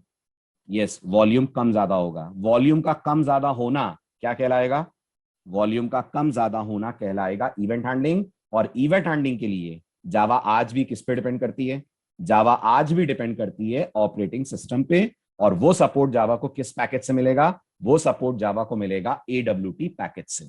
इसलिए हमें पढ़ना तो स्विंग है, लेकिन इवेंट हैंडलिंग के कारण हमें थोड़ा सा AWT भी डिस्कस करने की जरूरत है। आया समझ? चारों चीजें क्लियर हो गई? Applet versus application, AWT versus swing, theory clear. चलिए, तो अब हम चलते हैं टुवर्ड्स डेवलपिंग AWT एप्लीकेशंस। अब एक बार फिर बताइए, AWT पैकेज है? Everyone please respond. AWT package है? जी हाँ, AWT पैकेज है। अगर AWT पैकेज है तो उसमें ढेर सारी क्लासेस होंगी। यस, उसमें ढेर सारी क्लासेस हैं। ये उनमें से कुछ क्लासेस की लिस्ट मैंने आपके सामने रखी है। ठीक है, अब ये बताइए, आपने जावा में एक्सेप्शन हैंडलिंग पढ़ी है? बिल्कुल पढ़ी है, प्लीज पढ़ लीजिएगा, कुछ दिनों बाद उसकी जरूरत पड़ने वाली है।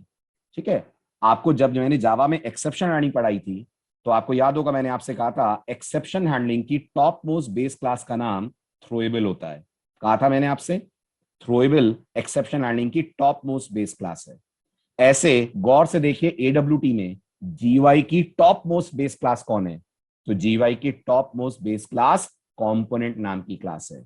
तो बटन वटन सब कंपोनेंट की चाइल्ड क्लासेस हैं। जी हाँ, बटन वगैरह ध्यान से देखिए, यहाँ बटन क्लास दिख रही होगी आपको। बटन वगैरह सब कंपोनेंट्स की चाइल्ड क्लासेस हैं। इन सब की पेरेंट क्लास कौन है? इन सब की पेरेंट क्लास है कंपोनेंट। हालांकि बटन अगर आप नोटिस करें तो कंपोनेंट को डायरेक्ट इनहेरिट करती है, पर कुछ क्लासेस कंपोनेंट को इनडायरेक्ट भी इनहेरिट करती हैं। जैसे जैसे ये क्या है बताइए, अगर आप पहचान पा रहे हो तो।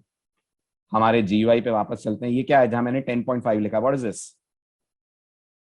ये क्या है? ये अगर आप उस हायरार्की में पहचाने, वहां देख के पहचानिए, बिल्कुल सही जवाब दिया आपने। अगर आप यहां देकर पहचाने तो यहाँ टेक्स्ट फील्ड नाम की क्लास दिख रही है आपको, बिल्कुल नीचे की तरफ देखिए, दिखेगी। ये टेक्स्ट फील्ड क्लास है, इससे आप टेक्स्ट फील्ड्स बनाते हैं, राइट। और टेक्स्ट फील्ड क्लास ने किसको इनहेरिट करा है? टेक्स्ट फील्ड ने इनहेरिट करा है टेक्स्ट नाम की क्लास को। टेक्स्ट क्लास ने किसको इनहेरिट करा है? टेक्स्ट क्लास ने इनहेरिट करा है कंपोनेंट को। ये हायरार्की है, जो हायरार्की आपको याद रखनी है। और यहां भी जो आपने जावा में एक रूल सुना था वो अप्लाई हो रहा है। यस, यहां भी याद करिए, सबकी सुपर क्लास कौन? सबकी सुपर क्लास यहां भी ऑब्जेक्ट। सबसे ऊपर यहां भी ऑब्जेक्ट बैठी हुई है, बाकी सब ऑब्जेक्ट की ही डिराइव क्लासेस के तौर पे इस हायरार्की में आपको मिलती हैं। एप्लेट भी दिख रहा है यहां पर, लेकिन अब ये एप्लेट क्या हो चुका है? अब ये एप्लेट डेप्रीकेट हो चुका है, अब इसको कोई यूज नहीं करता। करेक्ट? तो ये कुछ AWT की क्लास हायरार्की है। अब आपको इनमें से जिन क्लासेस की जरूरत पड़ेगी बेसिक एप्लीकेशन डेवलपमेंट में, वो है 3 क्लासेस। ध्यान से सुनिएगा, कौन कौन सी 3 क्लासेस? नंबर 1, आपको जरूरत पड़ेगी लेबल की। सवाल आता है, ये लेबल से क्या होता है? तो रिकॉल करके बताइए, आप कंसोल एप्लीकेशंस में system.out.println यूज करते हैं? करते हैं। इससे क्या करते हैं आप? तो आप मुझे बोलेंगे इससे हम आउटपुट शो करते हैं, प्रिंट करते हैं। लेकिन रिकॉल करिए, GUI में SOP काम नहीं करेगा। आपको ये बात समझ आ रही है? और नहीं आ रही है तो प्लीज समझिए, SOP इसलिए काम नहीं करेगा क्योंकि SOP को आउटपुट देने के लिए क्या चाहिए? कंसोल चाहिए। और यूजर कंसोल पे तो GUI नहीं चलाएगा ना, यूजर तो GUI को चलाएगा डेस्कटॉप पे। तो अगर आपको GUI में यूजर को आउटपुट दिखाना है तो हम लोग अपने स्क्रीन के ऊपर डिस्प्ले करने के लिए जिस कंपोनेंट को यूज करते हैं उसका नाम क्या है? जिस कंपोनेंट को यूज करते हैं उसका नाम लेबल है। तो अगर मैं वापस वो 2 नंबर ऐड करने वाले प्रोग्राम पे चलूं तो आप बहुत अच्छे से समझ जाएंगे मैं किसकी बात कर रहा हूं। नोटिस करिए जो लेफ्ट हैंड साइड पे आपको स्क्रीन दिख रही है उसमें जितना भी टेक्स्ट प्रोग्राम की तरफ से आ रहा है ये सब system.out.println से आ रहा है ना। Enter first number, enter second number, numbers are so and so, their sum is so and so. आप यही चीज जीयूआई में देखिए। क्या जीयूआई में आपको लिखा हुआ दिख रहा है enter first number, right, enter second number, some is so and सो। ये तीनों कौन है? ये तीनों और ये चौथा भी, ये चारों के चारों कौन है? ये सब के सब जीयूआई में लेबल्स कहलाते हैं।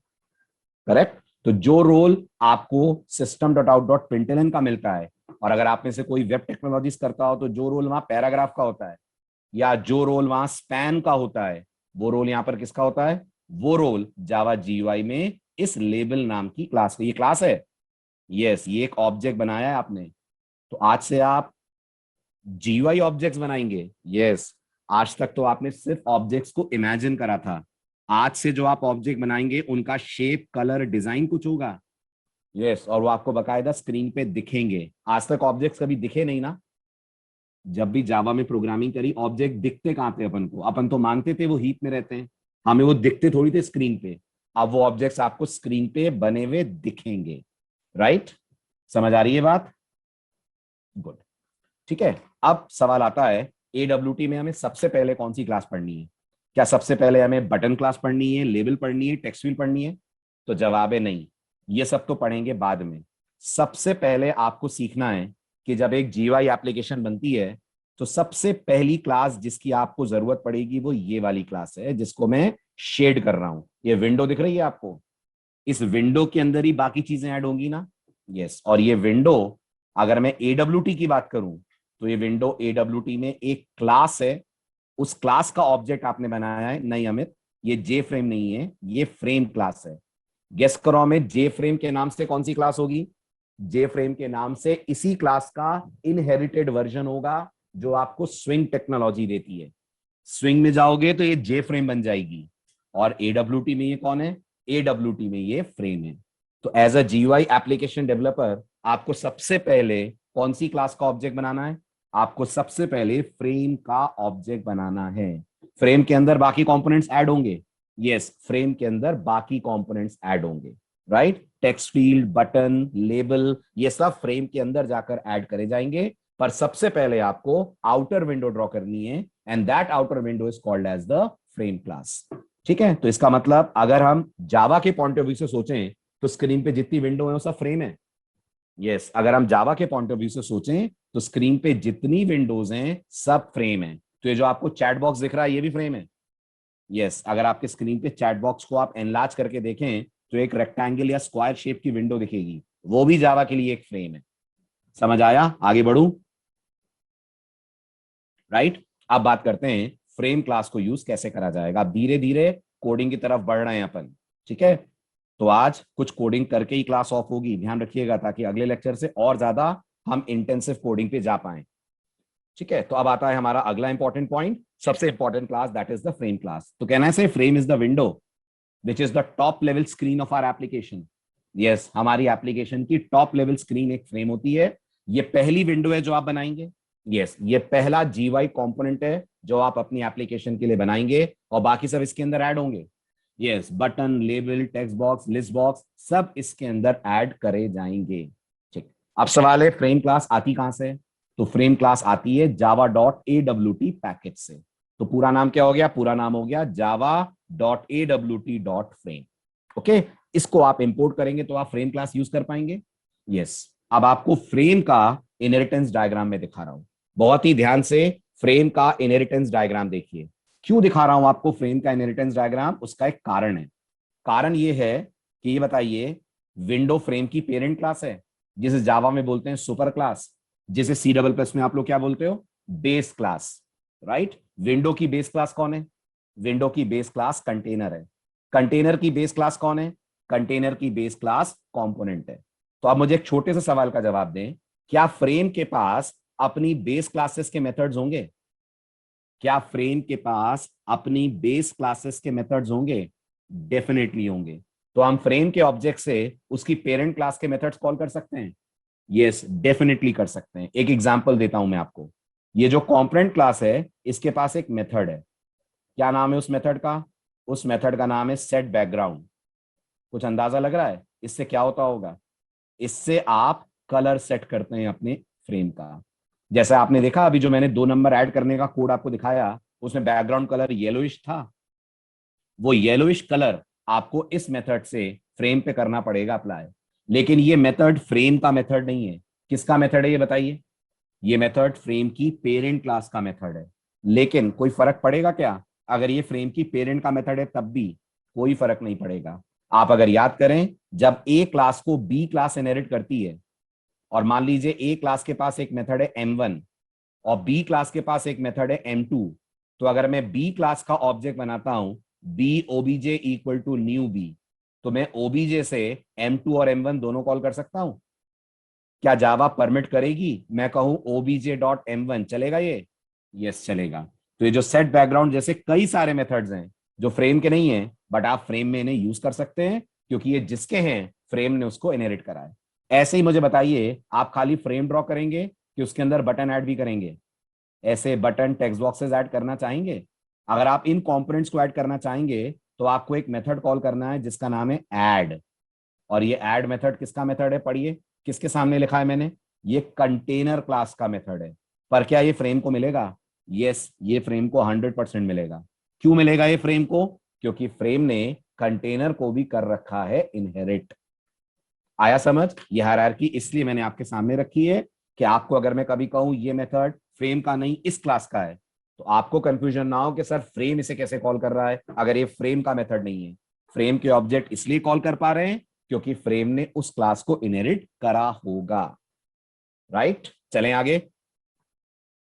ठीक है, चलिए। अब इससे पहले कि हम कोड लिखें, बहुत जरूरी है फ्रेम क्लास के कंस्ट्रक्टर्स और मेथड्स के बारे में जानना। क्योंकि अगर आप कोई भी क्लास यूज करते हैं तो आप मानते हैं आप उस क्लास का ऑब्जेक्ट बनाएंगे।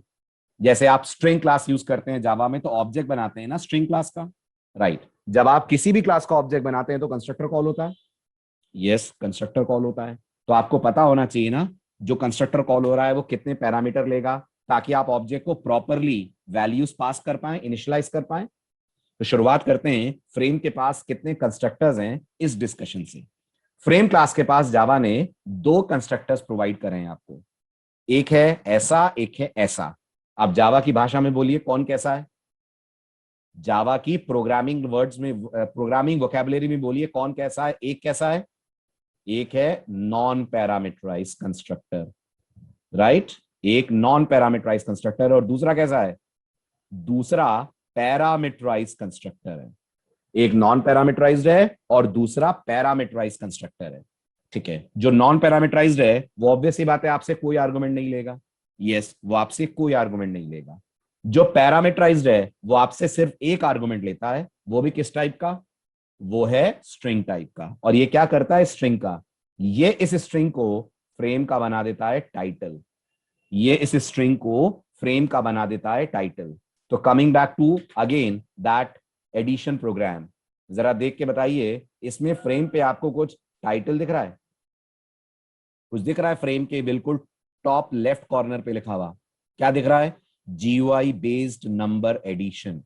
अगर आप चाहते हो ये टाइटल आप अपने फ्रेम पे सेट करो तो आप यूज कर सकते हो फ्रेम का पैरामीटराइज कंस्ट्रक्टर। और अगर मैं पैरामीटराइज कंस्ट्रक्टर यूज ना करूं तो फ्रेम बनेगा? जी हाँ, फ्रेम बनेगा। ये आइकन आएगा, जावा का लोगो है ना ये। अगर आप गौर से देखें तो ये जावा का लोगो है, ये लोगो आएगा। यस, लोगो आएगा, लेकिन ये टेक्स्ट नहीं आएगा। फ्रेम बिना टाइटल का आपको दिखेगा।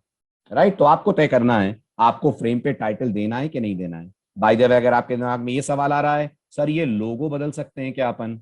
अनफॉर्चुनेटली नहीं बदल सकते हैं। इस लोगो को अगर बदलना है तो आपको यूज करना पड़ेगा स्विंग टेक्नोलॉजी को। जब आप स्विंग पढ़ेंगे तब आप ये लोगो इजीली चेंज कर पाएंगे, बट अभी नहीं कर सकते क्योंकि फ्रेम्स लोगो चेंज करने की फैसिलिटी नहीं देते, पर जे फ्रेम देता है।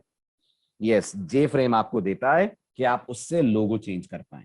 चलें आगे बढ़ू। क्लियर हुआ दोनों कंस्ट्रक्टर्स का डिफरेंस? ठीक है, सिर्फ यही 2 कंस्ट्रक्टर फ्रेम क्लास आपको अवेलेबल कराती है, तो आपको जब जिसे यूज करना हो तब आप वैसा कंस्ट्रक्टर यूज कर सकते हैं। अब फ्रेम क्लास के आते हैं कुछ इंपॉर्टेंट मेथड्स पे। मेथड्स तो ढेर सारे हैं, बट मैं आपको पढ़ाऊंगा 9 में से भी आज हमें जरूरत पड़ेगी सिर्फ 7 मेथड्स की, बाकी 2 की जरूरत हमें पड़ेगी अगले लेक्चर में। इसलिए मैं उन 2 के बारे में बात भी आपसे अगले लेक्चर में करूंगा। नाम आपको मैं सबके बता रहा हूं, ठीक है? तो 7 के तो नाम भी और काम भी दोनों सुनना। जो आखिरी के 2 मेथड्स हैं उन्हें आज हम डिस्कस नहीं करेंगे, उनका नंबर आएगा एक लेक्चर बाद।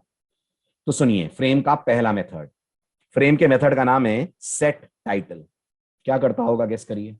सेट टाइटल मेथड कहता है आप मेरे को स्ट्रिंग दे दीजिए, मैं फ्रेम का टाइटल चेंज कर दूंगा। तो अगर आपको लगता है सर मैंने फ्रेम नॉन पैरामीटराइज कंस्ट्रक्टर से बनाया और अब मुझे लग रहा है मुझे फ्रेम पे टाइटल देना है, तो अब आप दोबारा तो फ्रेम नहीं बनाएंगे ना? सही कह रहा हूं? दोबारा तो फ्रेम ऑब्जेक्ट नहीं बनेगा, ऑब्जेक्ट तो बन चुका, अब आप उसका टाइटल चेंज करेंगे। और ये करने के लिए क्या यूज करेंगे? ये करने के लिए आप यूज करेंगे फ्रेम का method whose name is set title. ऐसे ही अगर आपको लग रहा है सर मुझे पता करना है फ्रेम पे समय क्या टाइटल सेट है, तो जैसे सेट टाइटल है वैसे गेट टाइटल भी अवेलेबल है। आपने जावा में सेटर गेटर खूब सुने होंगे, तो ये फ्रेम के सेटर गेटर हैं। एक सेट करता है, एक टाइटल रिटर्न करता है। और अगर फ्रेम पे कोई टाइटल नहीं है तो, अगर फ्रेम पे कोई टाइटल नहीं है तो ये रिटर्न करेगा नल। अगर फ्रेम ब्लैंक टाइटल का है, टाइटल लेस फ्रेम है, तो गेट टाइटल से रिटर्न वैल्यू मिलेगी आपको नल। ठीक है, अब सुनिए दूसरी जरूरी बात, पैरामीटराइज कॉल किया तो सेट टाइटल से यस, अगर पैरामीटराइज कंस्ट्रक्टर कॉल किया तो भी सेट टाइटल से टाइटल चेंज हो जाएगा, ओवरराइट हो जाएगा, रिप्लेस हो जाएगा, राइट? गुड, आगे बढ़िए। अब आता है नेक्स्ट मेथड। नेक्स्ट मेथड है हमारे पास सेट साइज। नाम से अंदाजा लग रहा होगा, इससे हम क्या देते हैं? इससे आप अपने फ्रेम को साइज देते हैं। साइज देना क्यों जरूरी है? क्योंकि जब आप फ्रेम का ऑब्जेक्ट बनाते हैं, ध्यान से सुनिएगा, जब आप फ्रेम का ऑब्जेक्ट बनाते हैं, कैसे बनाते हैं? किसी का भी ऑब्जेक्ट ऑब्जेक्ट बनाते हैं न्यू यूज करके, ऐसे करते हैं ना जावा में ऑब्जेक्ट बनाने के लिए। तो आप न्यू कीवर्ड यूज करके फ्रेम का ऑब्जेक्ट बनाएंगे। तो जावा फ्रेम का ऑब्जेक्ट तो बना देगी, लेकिन जावा उस ऑब्जेक्ट को कोई साइज नहीं देगी। सोचिए, जब तक ऑब्जेक्ट को साइज नहीं मिलेगी, ऑब्जेक्ट यूजर को दिखेगा कैसे? नहीं दिखेगा ना, अगर उसको कोई साइज ही नहीं मिलेगी तो आपको कम से कम फ्रेम के, भले ही set title get title call ना करने हो, लेकिन सेट साइज तो कॉल करना ही होता है, क्योंकि बिना साइज के फ्रेम यूजर को विजिबल नहीं हो पाएगा। ओके, आप सेट साइज कितने आर्गुमेंट ले रहा है? सेट साइज आपसे 2 आर्गुमेंट ले रहा है। दोनों आर्गुमेंट कॉमन सेंस वाले आर्गुमेंट हैं, कोई भी अंदाजा लगा सकता है। एक सेट करता है फ्रेम की विड्थ, एक सेट करता है फ्रेम की हाइट। अच्छा, ये विड्थ हाइट किस में है? ये विड्थ हाइट पिक्सल्स में है, और आप इन्हें बदल भी नहीं सकते, ध्यान दीजिएगा, आप इन्हें बदल भी नहीं सकते। साइज ही नहीं होती है प्रदीप, तो डिफॉल्ट साइज कितना होगा, कहां से आ जाएगा जब साइज ही नहीं होती है? तो राइट, चले आगे, चलिए, ये हुआ सेट साइज की कहानी। अब सर हम ड्रैग एंड ड्रॉप का यूज करेंगे? हाँ बिल्कुल करेंगे सतीश, हम ड्रैग एंड ड्रॉप यूज करेंगे स्विंग में, लेकिन एडब्ल्यूटी में ड्रैग एंड ड्रॉप यूज नहीं करेंगे। हम बाय कोड फ्रेम बनाएंगे ताकि आपको दोनों चीजों का एक्सपीरियंस हो और आपको ये समझ में आए अपन ने नेटबीन्स क्यों चूज करा है ना? जो आज मैं कोडिंग कराऊंगा वो तो एक्लिप्स में भी चल जाएगी, वो इंटेलिजे आइडिया में भी चल जाएगी, लेकिन जब हम स्विंग की तरफ मूव करेंगे तब हम इन मेथड्स को लिख लिख कर कॉल नहीं करेंगे, हम इनके लिए drag and drop technique use करेंगे जो हमें नेटबीन्स की तरफ से मिलती है। ठीक है, नेटबीन्स का 8.2 वर्जन बोला है मैंने आप लोगों को, 8.2। मेक श्योर आप इस वर्जन को यूज करें। ओके, मैं भी उसी को यूज करूंगा तो आप मुझे फॉलो अलोंग कर पाएंगे। चलिए आगे बढ़ो। चलिए, अब आता है हमारे पास अगला मेथड। मेथड का नाम है सेट लोकेशन।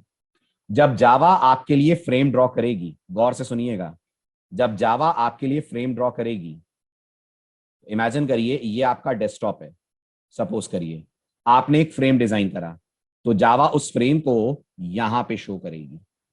बताइए जावा की पसंदीदा जगह क्या है फ्रेम को दिखाने की? जावा की पसंदीदा जगह फ्रेम को टॉप लेफ्ट साइड पे दिखाने की है, राइट? अगर आपको लगता है नहीं सर यहां मुझे फ्रेम अच्छा नहीं लग रहा, मुझे फ्रेम को यहां से हटाना है, तो आप एक मेथड कॉल कर सकते हैं जिसका नाम है सेट लोकेशन। सेट लोकेशन आपसे क्या लेगा? सेट लोकेशन आपसे 2 कोऑर्डिनेट्स लेगा और फ्रेम को उस कोऑर्डिनेट पे लाके रख देगा। तो आप जहां भी चाहें अपने डेस्कटॉप पे फ्रेम को रोटेट कर सकते हैं इस सेट लोकेशन की मदद से, जहां भी चाहें वहां फ्रेम को आप सेट कर सकते हैं। अगर नहीं कॉल करेंगे सेट लोकेशन तो जावा अपनी मर्जी से फ्रेम की लोकेशन तय करेगी। यस, और जब जावा की मर्जी चलती है तो फ्रेम की लोकेशन क्या होती है?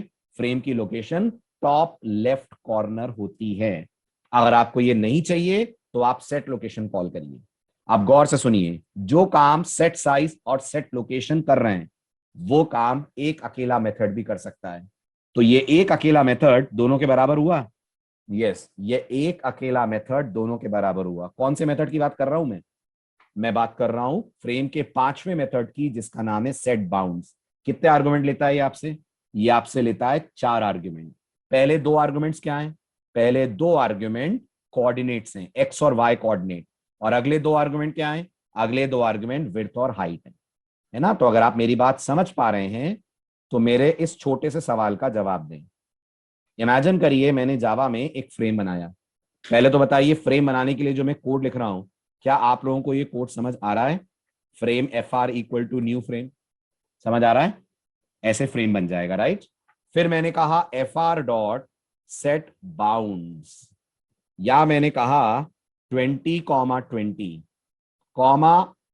300, 200। ये क्या लिखा है मैंने, कोई समझाएगा मुझे? 20, 300, 200, ये क्या है? ये क्या कर रहा हूं मैं? तो मैं जावा को बोल रहा हूं कि मुझे जो फ्रेम चाहिए वो इस डेस्कटॉप के कौन से कोऑर्डिनेट से चाहिए? मुझे इस डेस्कटॉप के 20, 20 कोऑर्डिनेट से चाहिए। तो हम ये रफली मान सकते हैं 20, 20 कहीं यहां पर आएगा, इस जगह पर। तो इस जगह से आपका फ्रेम ड्रॉ होना शुरू होगा। और फ्रेम की विड्थ कितनी बोली है मैंने जावा से? मैंने बोला है विड्थ रखना 300 और हाइट कितनी रखना?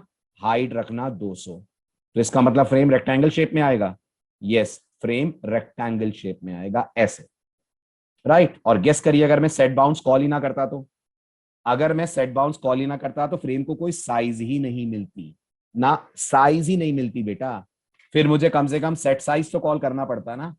हाँ, सेट साइज कॉल करता तो साइज मिलती, लेकिन फिर फ्रेम कहां दिखता? अगर मैं सिर्फ सेट साइज कॉल करता तो फ्रेम फिर यहां नजर आता। यहां मतलब कहां? डेस्कटॉप के टॉप लेफ्ट कॉर्नर पे। आया समझ तीनों मेथड का यूज? आया? चलिए आगे बढ़ते हैं। अब फ्रेम की एक और खराब बात, इतना सब करने के बाद भी यूजर को फ्रेम नजर नहीं आएगा। इतना सब करने के बाद भी यूजर को फ्रेम नजर नहीं आएगा। क्यों नजर नहीं आएगा? क्योंकि जावा बाय डिफॉल्ट फ्रेम को हिडन रखती है। जावा बाय डिफॉल्ट फ्रेम को हिडन रखती है। तो अगर आप चाहते हैं यूजर को फ्रेम नजर आए तो आपको एक मेथड और कॉल करना है। यस, आपको एक मेथड और कॉल करना है। मेथड का नाम दिख रहा होगा स्क्रीन पे आपको।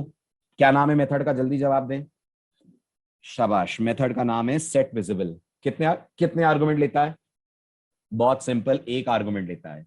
वो आर्गुमेंट की टाइप क्या होती है? वो आर्गुमेंट की टाइप होती है बूलियन। ठीक है, और बूलियन की जगह क्या जाएगा?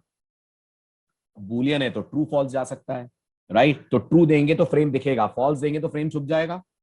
यस, फॉल्स देंगे तो फ्रेम छुप जाएगा। तो मुझे समझ में नहीं आया, फॉल्स की जरूरत क्या पड़ेगी अपन को? अपन को तो फ्रेम दिखाना है ना, तो अपन ट्रू ही देंगे ना। यस और नो? नहीं, अपन को फॉल्स भी देना पड़ेगा। कैसे? मैं आपको उसका डेमो देता हूं, देखिए ध्यान से। अब एक प्रोग्रामर की नजर से जो आपके सामने बिहेवियर शो कर रहा हूं उसे समझने की कोशिश करिए। तो ये बताइए, ये अपने आप में एक फ्रेम है? जावा के पॉइंट ऑफ व्यू से अगर देखें तो ये एक फ्रेम है। यस, ये एक फ्रेम है। और नोटिस करिए इसके अंदर ये एक सब फ्रेम खुला। बिल्कुल, इसके अंदर ये एक सब फ्रेम खुला। आपको क्या लगता है, जब मैं इस विंडो को बंद करूंगा तो पूरा प्रोग्राम बंद हो जाए? ये वाली विंडो को बंद करूंगा, अबाउट वाली को? नहीं ना। आप चाहेंगे ये विंडो बंद हो तो खाली ये फ्रेम दिखना बंद हो जाए, बाकी तो चलता रहे प्रोग्राम। तो ये करने के लिए आप क्या करेंगे? ये करने के लिए आप फ्रेम को कर सकते हैं हाइड। करेक्ट। तो जब हम एक फ्रेम से दूसरे फ्रेम पे जाते हैं और हमें पुराना वाला फ्रेम मेमोरी से नहीं हटाना है, बस यूजर की नजरों से हटा देना है, तो हम फ्रेम को क्या कर देंगे? तो हम फ्रेम को कर देंगे सेट विजिबल फॉल्स। समझ आ रही है बात? सेट विजिबल फॉल्स करने से क्या होता है? ठीक, क्या नहीं होता है ये बताइए। सेट विजिबल फॉल्स करने से क्या नहीं होता है? तो जवाब है फ्रेम डिस्ट्रॉय नहीं होता है, आपके कंप्यूटर की मेमोरी में रहता है, बस दिखना बंद हो जाता है। यस, दिखना बंद हो जाता है, राइट। वो दिखना बंद हो जाएगा, लेकिन अभी भी फ्रेम आपके कंप्यूटर की मेमोरी में रहेगा। ठीक है, तो ये कहानी है सेट विजिबल की। इसके अलावा जब आप फ्रेम ड्रॉ करेंगे तो आप देखेंगे उसका जो डिफॉल्ट बैकग्राउंड कलर होगा, जीसी करता है नहीं, डिस्ट्रॉय करने का दूसरा तरीका है। डिस्ट्रॉय करने के लिए डिस्ट्रॉय नाम का मेथड होता है जो आप कॉल करते हैं। चलिए आगे बढ़िए। नेक्स्ट आता है हमारे पास मेथड सेट बैकग्राउंड। जब आप फ्रेम ड्रॉ करेंगे तो फ्रेम का डिफॉल्ट बैकग्राउंड कलर आपको व्हाइट मिलेगा। अगर आपको लगता है आपको एक कलर चेंज करना है तो आपको एक मेथड कॉल करना है। इस मेथड का नाम मैंने आपसे अभी 15 मिनट पहले डिस्कस करा था। क्या नाम है मेथड का? Set background. किसका मेथड है? फ्रेम का? नहीं, ट्रू सेंस में फ्रेम का मेथड नहीं है, ये इनहेरिटेड मेथड है फ्रेम क्लास में। कहां से आया है? कौन सी क्लास से आया है? वेरी गुड, ये मेथड आया है कंपोनेंट क्लास से। ठीक है, कितने मेथड पढ़ लिए आपने? 7। कितने पढ़ने हैं? 9। बाकी 2 पढ़ने हैं आने वाले लेक्चर्स में। तो नीचे वाले 2 को अभी इग्नोर करिएगा, बाकी नाम पढ़ लीजिए। क्या क्या नाम दिख रहे हैं 2 के? एक का नाम है ऐड और एक का नाम है सेट लेआउट। इसके बारे में बातचीत करेंगे हम आने वाले दिनों में, बट अभी के लिए ये जो 7 मेथड पढ़े हैं हमें इनकी करनी है प्रोग्रामिंग। ठीक है, अब हम प्रोग्रामिंग के एक स्टेप और क्लोज हैं। अब बात आती है फ्रेम की प्रोग्रामिंग करने का तरीका क्या होता है। तो गौर से सुनना, बहुत ध्यान से सुनिएगा। फ्रेम की प्रोग्रामिंग करने के जावा आपको 2 तरीके देती है। कितने तरीके? 2 तरीके।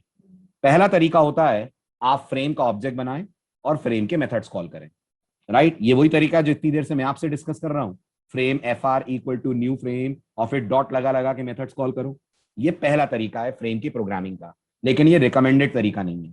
अगर आप एक बड़ी एप्लीकेशन बना रहे हैं, आप एक प्रोजेक्ट बना रहे हैं, तो आपको फ्रेम की इनहेरिटेंस करनी चाहिए। एक्सटेंडिंग इनहेरिटेंस कोई बोलते हैं जावा में क्या?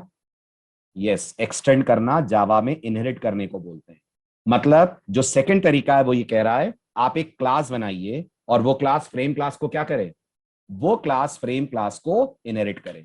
तो अगर आपको मेरी बात समझ आ रही है तो मुझे बताइए, हम जो सेकंड वाला तरीका लेंगे उसमें हमारी क्लास इस हायरार्की में नीचे आके बैठ जाएगी? जो सेकंड वाला तरीका हम लेंगे उसमें हमारी क्लास इस हायरार्की में नीचे आके बैठ जाएगी। अगर मैं अपनी क्लास का नाम दूं माई फ्रेम, तो माई फ्रेम फ्रेम को इनहेरिट कर लेगी। यस, तो फिर माई फ्रेम के पास फ्रेम के सारे मेथड आएंगे? बिल्कुल आएंगे। माई फ्रेम के पास विंडो के मेथड्स भी आ जाएंगे? आ जाएंगे। कंटेनर, कंपोनेंट, सबके मेथड्स आ जाएंगे। जो सेकंड वाला तरीका है वो प्रोफेशनल तरीका है और हम प्रोजेक्ट उसी तरीके से बनाएंगे। ध्यान दिया आपने? हम सेकंड वाले तरीके को ही फॉलो करेंगे एक्चुअल प्रोजेक्ट में, लेकिन सीखने के लिए हम दोनों तरीके पढ़ेंगे। तो कुछ प्रोग्राम बनाएंगे हम पहले तरीके से जिसमें हम सिर्फ एक क्लास बनाएंगे। राइट, इसलिए सेकंड तरीका रिकमेंडेड तरीका है, बेस्ट प्रैक्टिस माना जाता है और प्रोग्रामर्स को इसी को करना चाहिए फॉलो। ठीक है, तो पहला वाला सिंपल होगा। हाँ, पहला वाला सिंपल है, लेकिन पहले वाले की पावर कम है। यस, पहले वाले की पावर कम है। दूसरा वाला पावरफुल तरीका है और उसमें थोड़ा समय लगेगा, लेकिन वही तरीका है जो एक्चुअल में आपको करना चाहिए। Now let's write down our very first program. अब जो हमारा पहला प्रोग्राम है उसका सूडो कोड मैं आपको दिखा रहा हूं ताकि आपको एक फेयर आइडिया लगे कि हमारा पहला प्रोग्राम कैसे बनेगा। नंबर 1, हमें कुछ पैकेजेस इंपोर्ट करने पड़ेंगे। यस, पैकेजेस के पैकेज, फिलहाल के लिए पैकेज, अभी के लिए पैकेजेस की जरूरत नहीं है। अभी सिर्फ एक पैकेज से काम चल जाएगा। कौन सा पैकेज है? वो पैकेज है java.awt। ठीक, तो एक पैकेज आप इंपोर्ट करेंगे, स्टार लगा देंगे। यस, स्टार लगा देंगे तो आपको इसकी सारी क्लासेस का एक्सेस मिल जाएगा। फिर उसके बाद आप अपनी मेन क्लास बनाएंगे। मेन क्लास क्या वो क्लास है जिसका नाम मेन होता है? नहीं, मेन क्लास वो क्लास नहीं है जिसका नाम मेन होता है। मेन क्लास वो क्लास है जिसमें पब्लिक स्टैटिक वॉइड मेन आप बनाएंगे, जिसमें आप मेन मेथड रखेंगे। That is called as main class, जिसे मैं आपको पढ़ाते हुए कई बार ड्राइवर क्लास बोलता हूं। याद होगा आपको, मैंने कोर जावा में आपको कई बार कहा इसको हम ड्राइवर क्लास बुलाएंगे, या इसी को हम लोग बुला रहे हैं मेन क्लास। फिर उस ड्राइवर या मेन क्लास के अंदर फ्रेम का ऑब्जेक्ट बनेगा। यस, जैसे आप मेन में स्कैनर का ऑब्जेक्ट बनाते हैं, scanner KB equal to new scanner, तो स्कैनर का ऑब्जेक्ट बन जाता है मेन के अंदर। ऐसे उस मेन के अंदर आप बनाएंगे फ्रेम का ऑब्जेक्ट, न्यू यूज करके। जी हाँ, न्यू यूज करके। फिर उसके बाद साइज वाइज देंगे। ये साइज देंगे, जरूरत पड़ रही है तो लोकेशन देंगे। और फिर जो सबसे जरूरी काम है वो लास्ट में होगा। वो क्या है? सबसे जरूरी काम है फ्रेम की विजिबिलिटी ऑन करेंगे। कोडिंग स्टार्ट की जाए। तो अब पहुंचते हैं अपन नेटबीन्स पे। Let's try out the practical part of the application. चलिए अब बताइए नेटबीन्स में काम कैसे करते हैं। पहला काम क्या होता है? पहला काम file, new project. New project में जाने के बाद जावा एप्लीकेशन, जावा एप्लीकेशन में जाने के बाद नेक्स्ट, राइट। नेक्स्ट में आप अपने प्रोजेक्ट को टाइटल देंगे, राइट। तो मैंने अपने प्रोजेक्ट को टाइटल दिया ऑनलाइन GUI 2 इसलिए बोल रहा हूं क्योंकि मेरे पास ऑनलाइन GUI नाम से ऑलरेडी एक प्रोजेक्ट है। आप ऑनलाइन GUI दीजिएगा, मैंने नाम दिया है ऑनलाइन GUI 2। आप ये वाला चेकबॉक्स अनचेक कर दें क्योंकि हम नहीं चाहते हैं कि नेटबीन्स हमारे लिए कोई मेन क्लास खुद बनाए, तो इसको कर देते हैं आप अनचेक। इसके बाद आप कर देते हैं फिनिश। ठीक है, फिर याद कीजिए मैंने क्या बताया था आपको, क्या करते हैं नेटबीन्स पे ये करने के बाद आप अपना पैकेज बनाते हैं। नेटबीन्स में आपका अगला स्टेप होता है अपना खुद का पैकेज बनाना। कहां बनता है पैकेज? पैकेज बनता है सोर्स पैकेज में जाकर। क्या करते हैं सोर्स पैकेज में जाकर? राइट क्लिक करते हैं, न्यू पे जाते हैं और क्या सेलेक्ट करते हैं? सेलेक्ट करते हैं जावा पैकेज। दोबारा देख लीजिए, सोर्स पैकेज पे राइट क्लिक करना है, न्यू पे जाना है और सेलेक्ट करना है जावा पैकेज। विंडो आ जाएगी आपके सामने। यस, आपके सामने विंडो आ जाएगी जो आपसे पैकेज का नाम पूछेगी। राइट, पैकेज का नाम कंपनी कल्चर के हिसाब से अगर दिया जाए तो आपके कंपनी की वेबसाइट का रिवर्स नेम देना चाहिए। सुना आपने? ये प्रोजेक्ट्स के रिलेटेड बेस्ट प्रैक्टिस माना गया है। जिस भी कंपनी में आप जॉब कर रहे हैं उसकी जो वेबसाइट है, अब आप मान लीजिए SCA के एम्प्लॉई हैं, तो बताइए तो SCA की वेबसाइट का नाम क्या है? SCA की वेबसाइट का नाम है scalive.in। इस URL को रिवर्स कर दीजिए तो क्या बना? इस URL को रिवर्स कर दीजिए तो क्या बना? रिवर्स कर दीजिए। इस URL को रिवर्स कर दीजिए तो बना in.scalive.gui.awt।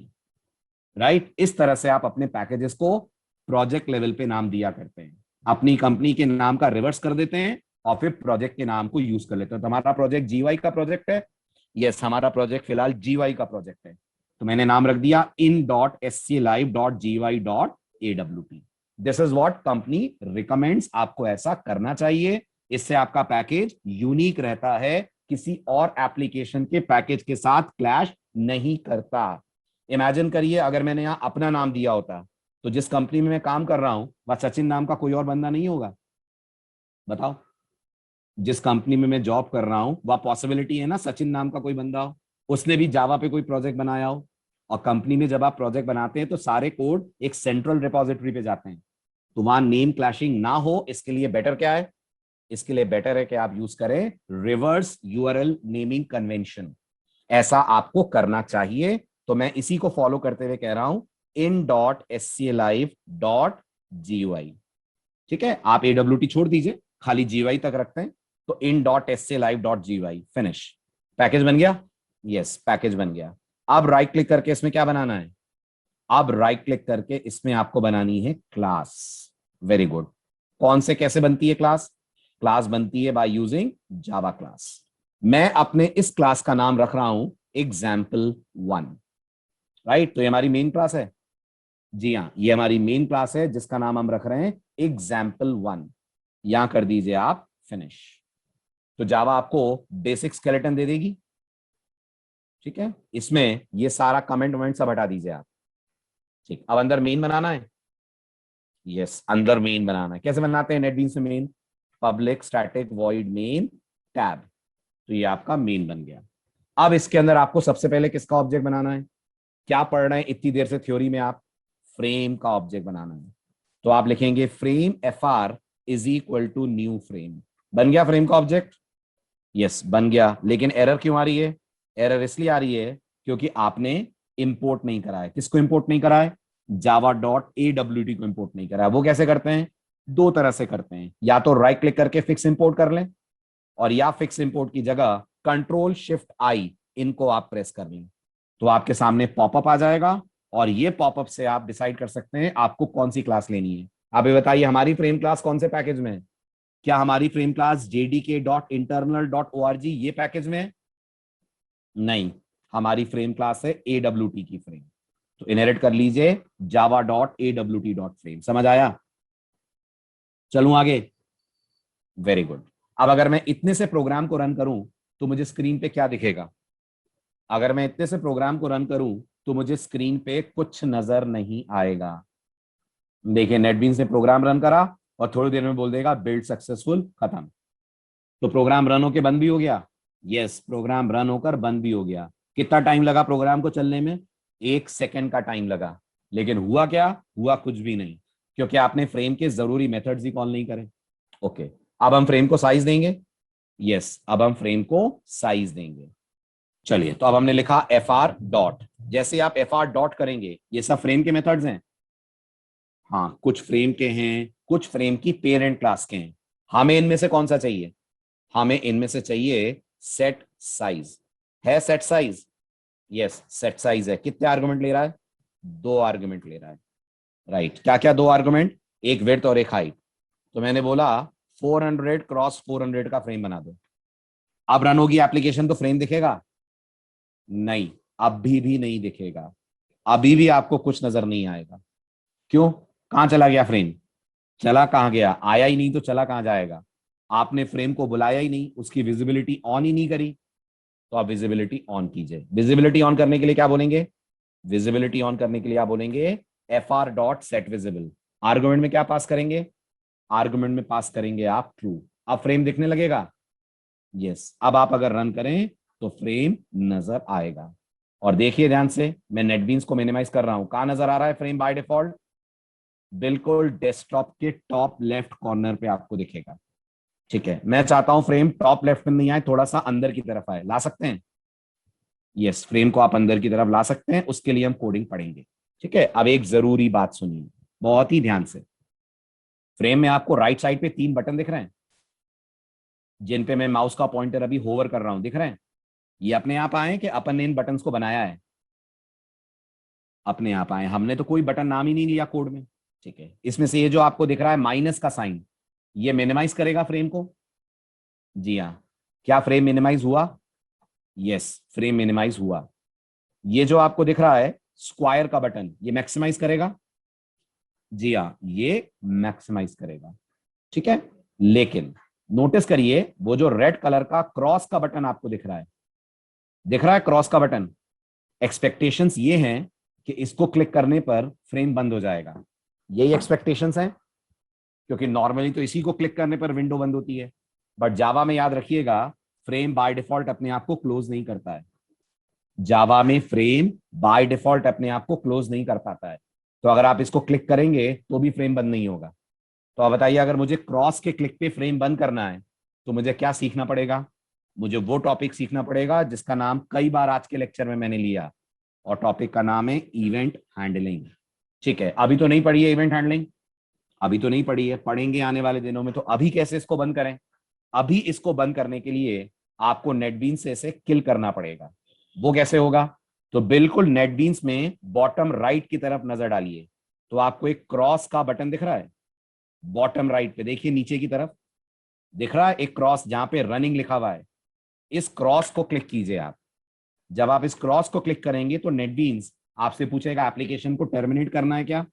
तो बोल दीजिएगा यस, तब आपका फ्रेम बंद होगा। तो अभी ये बेकार टाइप का तरीका लेना पड़ेगा। हाँ, एक आध प्रोग्राम में तो इसको लेना पड़ेगा। फिर हम इसको सही कर देंगे जब हम क्रॉस बटन की कर लेंगे इवेंट हैंडलिंग। पहला एग्जाम्पल क्लियर हुआ सबको? पहला एग्जाम्पल सभी लोगों को क्लियर हुआ? राइट, अब आते हैं एग्जाम्पल 2 पे। अब मैं चाहता हूं फ्रेम जो मेरा टॉप लेफ्ट कॉर्नर पे आ रहा है, जो फ्रेम मेरा टॉप लेफ्ट कॉर्नर पे आ रहा है, वो टॉप लेफ्ट पे ना आकर थोड़ा सा अंदर की तरफ आए कोड में। सो मैंने कहा पब्लिक क्लास एग्जाम्पल 2, अंदर लिखा मैंने पब्लिक स्टैटिक वॉइड मेन। ठीक है, यही हमारा कोड मैंने रीराइट करा। Frame F R equal to new frame. Frame को मैंने फिलहाल कोई टाइटल नहीं दिया है। अच्छा, अब उसके बाद मैंने इसको इंपोर्ट करा, फिक्स इंपोर्ट से इसको मैंने इंपोर्ट कर लिया।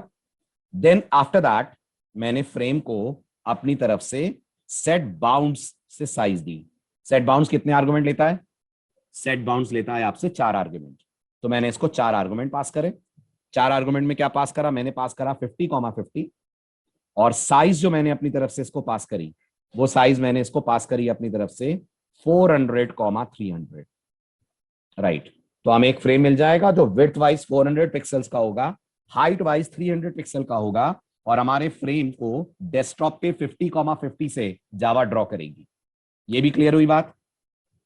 Very good. अब इसके बाद हमने कहा F R dot set visible. Parameter में क्या पास करेंगे, पैरामीटर में पास कर देंगे ट्रू। अब जैसे ही मैं रन करूंगा आउटपुट में मुझे फ्रेम, नोटिस करिए, अपनी ओरिजिनल लोकेशन से थोड़ा अंदर की तरफ दिख रहा है। यस, अपनी ओरिजिनल लोकेशन से थोड़ा अंदर की तरफ दिख रहा है। लेकिन आप ये देखेंगे जितनी भी जीयूआई एप्लीकेशंस होती हैं वो नॉर्मली जब विंडो ओपन करती हैं तो बिल्कुल स्क्रीन के सेंटर पे करती है ना। आपने अगर देखा हो तो नेटबीन्स की भी जो पहली विंडो आती है वो डेस्कटॉप के सेंटर पे आती है। तो ये भी आपको मैं सिखाऊंगा आगे स्विंग में कि अगर हम फ्रेम को सेंटर पे लाना चाहें तो कैसे लाएंगे। अभी हमारा फ्रेम सेंटर पे नहीं आएगा, अभी हम उसे रैंडमली किसी लोकेशन पे ला पा रहे हैं। सेंटर पे लाने के लिए कुछ और मेथड्स की जरूरत होगी। यस, सेंटर पे लाने के लिए कुछ और मेथड्स की जरूरत है। वो किसके पास है? अगेन वो जे फ्रेम के पास है। तो जब जे फ्रेम पे पहुंचेंगे तब उन मेथड्स को पढ़ेंगे। तो आपको अंदाजा लग रहा होगा स्विंग फंक्शनैलिटी में रिच है, स्विंग में ज्यादा फंक्शनैलिटी है as compared to AWT. AWT बिल्कुल बेसिक जीयूआई देता है, लेकिन स्विंग में आप बहुत कुछ एक्स्ट्रा और नया कर सकते हैं अपने फ्रेम के साथ। चलिए फिलहाल तो इसको करते हैं बंद। अब आपके लिए छोटे छोटे दो चैलेंजेस जो आपको अभी पूरे करने हैं। ये बताइए जो फ्रेम बनाया है मैंने इस पे क्या टाइटल आ रहा है? What title is being shown on this frame? कोई टाइटल नहीं आ रहा है। ओके, मैं ये चाहता हूं इस फ्रेम पे सबसे पहले तो आप अपना नाम एज अ टाइटल यूज करें। बताइए, तो अगर मुझे अपना नाम एज अ टाइटल इस फ्रेम पे दिखाना है तो क्या करना पड़ेगा? अगर मुझे अपना नाम एज अ टाइटल दिखाना है तो क्या यूज करना पड़ेगा? या तो मुझे यूज करना पड़ेगा सेट टाइटल, या मैं पैरामीटराइज कंस्ट्रक्टर भी कॉल कर सकता हूं। यस, मैं पैरामीटराइज कंस्ट्रक्टर भी कॉल कर सकता हूं, और या फिर मैं चाहूं तो मैं कह सकता हूं fr डॉट सेट टाइटल। तो चलिए हम सेट टाइटल यूज कर लेते हैं। और अगर मुझे अपना नाम दिखाना है तो मैं ये कह सकता हूं सचिन फ्रेम। यस, और इसको थोड़ा सा बड़ा कर दूं ताकि आपको अच्छे से फ्रेम नजर आए। तो मैंने इसको कर दिया है 500 का। अब आप देखिए जैसे ही मैं रन करूंगा, are we able to see the frame with the title bar? Yes, we are able to see the frame with the title. अब क्या क्या नहीं हो सकता वो मैं पहले बता दूं। एक डाउट ही आता है, बहुत सा कॉमन डाउट, हम इसका कलर बदल सकते हैं सचिन फ्रेम का? नहीं, आप इस टाइटल का कलर नहीं बदल सकते हैं। ये हमेशा किस कलर में आएगा? ये हमेशा ब्लैक ही कलर में आएगा। क्या इसका फॉन्ट साइज बदल सकते हैं? नहीं, नहीं बदल सकते हैं। जो बदलना है वो आप फ्रेम के अंदर की चीजों का बदलेंगे। बटन का फॉन्ट बदल सकते हैं, बटन का फॉन्ट बदल सकते हैं, लेबल का फॉन्ट बदल सकते हैं, लेकिन टाइटल बार पे चीजें आप नहीं कर सकते हैं। अच्छा, वो जो आइकन आ रहा है वो हटा सकते हैं। वो जावा का लोगो आ रहा है, मुझे एससीए का लोगो चाहिए, हटा सकते हैं, लेकिन ये भी फ्रेम में नहीं हटा सकते हैं। किस में हटा सकते हैं? जे फ्रेम में हटा सकते हैं। ठीक है, चलिए अब आपके लिए छोटा सा चैलेंज। आपका चैलेंज ये है, इस समय फ्रेम पे टाइटल बार में सचिन फ्रेम दिख रहा है? इस समय फ्रेम में टाइटल बार में सचिन फ्रेम दिख रहा है? आपको सचिन फ्रेम की जगह दिखाना है करंट डेट एंड टाइम। आपका चैलेंज आज का ये है, और अभी करना है आपको मेरे साथ। तो सबसे पहले तो हमें ये सीखना चाहिए जावा में करंट डेट टाइम आता कैसे है ना। अगर आपने जावा पढ़ी है तो आपने सीखा होगा, हो सकता है आपको ना पता हो तो मैं बता दूं। जावा में अगर आपको जावा से आज का डेट और टाइम चाहिए तो बनाना पड़ेगा आपको एक ऑब्जेक्ट। कौन सी क्लास का ऑब्जेक्ट बनाना पड़ेगा? बिल्कुल सही जवाब, डेट क्लास का ऑब्जेक्ट बनाना पड़ेगा। डेट क्लास कौन से पैकेज से आती है? Date class Java dot util package से आती है। कैसे बनाते हैं डेट का ऑब्जेक्ट? वैसे ही बनाते हैं जैसे आपने फ्रेम का ऑब्जेक्ट बनाया है। क्या लिखना पड़ता है? लिखना पड़ेगा date D is equal to new date. ऐसे करने से डेट का ऑब्जेक्ट बन जाएगा।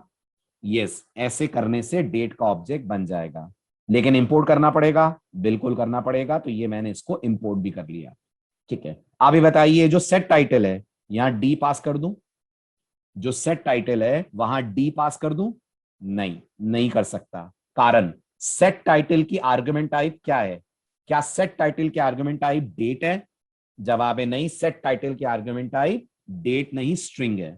तो अगर मैं यहां डी लिखूंगा तो जावा सिंटेक्स एरर देगी। यस, जावा सिंटेक्स एरर देगी, और सिंटेक्स एरर से आप भली भांति फेमिलियर हैं। क्या मैसेज आएगा लिखा हुआ? Can not convert. ऐसे ही आता है ना कुछ जब जावा कन्वर्ट नहीं कर पाती है। कैन नॉट कन्वर्ट क्या? Java dot util dot date to what? To Java dot lang dot string. ऐसा ही कहेगी कुछ? यस, आप पढ़िए। इस पॉपअप पे मैं माउस का पॉइंटर रख रहा हूं, पढ़िए जावा क्या कह रही है। Date can not be converted to string, ऐसा ही आ रहा है, राइट? अब आपको अगर इस चीज को सॉल्व करना है तो आपको डेट को स्ट्रिंग में कन्वर्ट करना पड़ेगा। और जावा में हर क्लास के पास एक मेथड होता है जिसका नाम होता है टू स्ट्रिंग। जावा में हर क्लास के पास एक मेथड होता है जिसका नाम होता है टू स्ट्रिंग। कैसा मेथड होता है? इंस्टेंस मेथड होता है। इंस्टेंस मेथड होता है तो कॉल कौन करेगा? इंस्टेंस मेथड को कॉल ऑब्जेक्ट करेगा। कौन सा ऑब्जेक्ट? डेट का ऑब्जेक्ट। क्या बोलना पड़ेगा आपको? आपको जावा से बोलना पड़ेगा string str is equal to D dot to string. तो क्या str के अंदर स्ट्रिंग आ जाएगी? यस, str के अंदर डेट का स्ट्रिंग रिप्रेजेंटेशन आ जाएगा। Now can I pass str here? Yes, I can pass str here. अब रन करूंगा तो आज का डेट और टाइम दिखेंगे। यस, रन करने पर आपको दोनों नजर आएंगे। लेकिन एक छोटी सी प्रॉब्लम है, ये टाइम बढ़ना चाहिए ना, ज्यादा अच्छा लगता ना। 10, 44, 50, 52, 53, वो कैसे होगा? वो होगा जब आप पढ़ेंगे मल्टी थ्रेडिंग। अगर आप चाहते हैं हर एक एक सेकंड पे ये टाइम बढ़ता जाए घड़ी की तरह, आपको यहां पर टाइम दिखे, तो आप जावा में एक टॉपिक पढ़ेंगे, प्रोजेक्ट का पार्ट है। यस, आपके प्रोजेक्ट का पार्ट है, and that is multi threading. Correct? तो फिलहाल ये टाइम स्टैटिक रहेगा। जी हाँ, फिलहाल ये टाइम स्टैटिक रहेगा। दोबारा रन करेंगे तब चेंज होगा। यस, जब दोबारा रन करेंगे तब ये टाइम आपका चेंज होगा। ओके, इतने एग्जांपल्स की अब आप प्रैक्टिस कीजिए। अगले लेक्चर में मैं आपको सिखाऊंगा फ्रेम का कलर कैसे बदलते हैं, and then we'll move to the next topic. Thank you and take very good care of yourself. Bye bye, take care.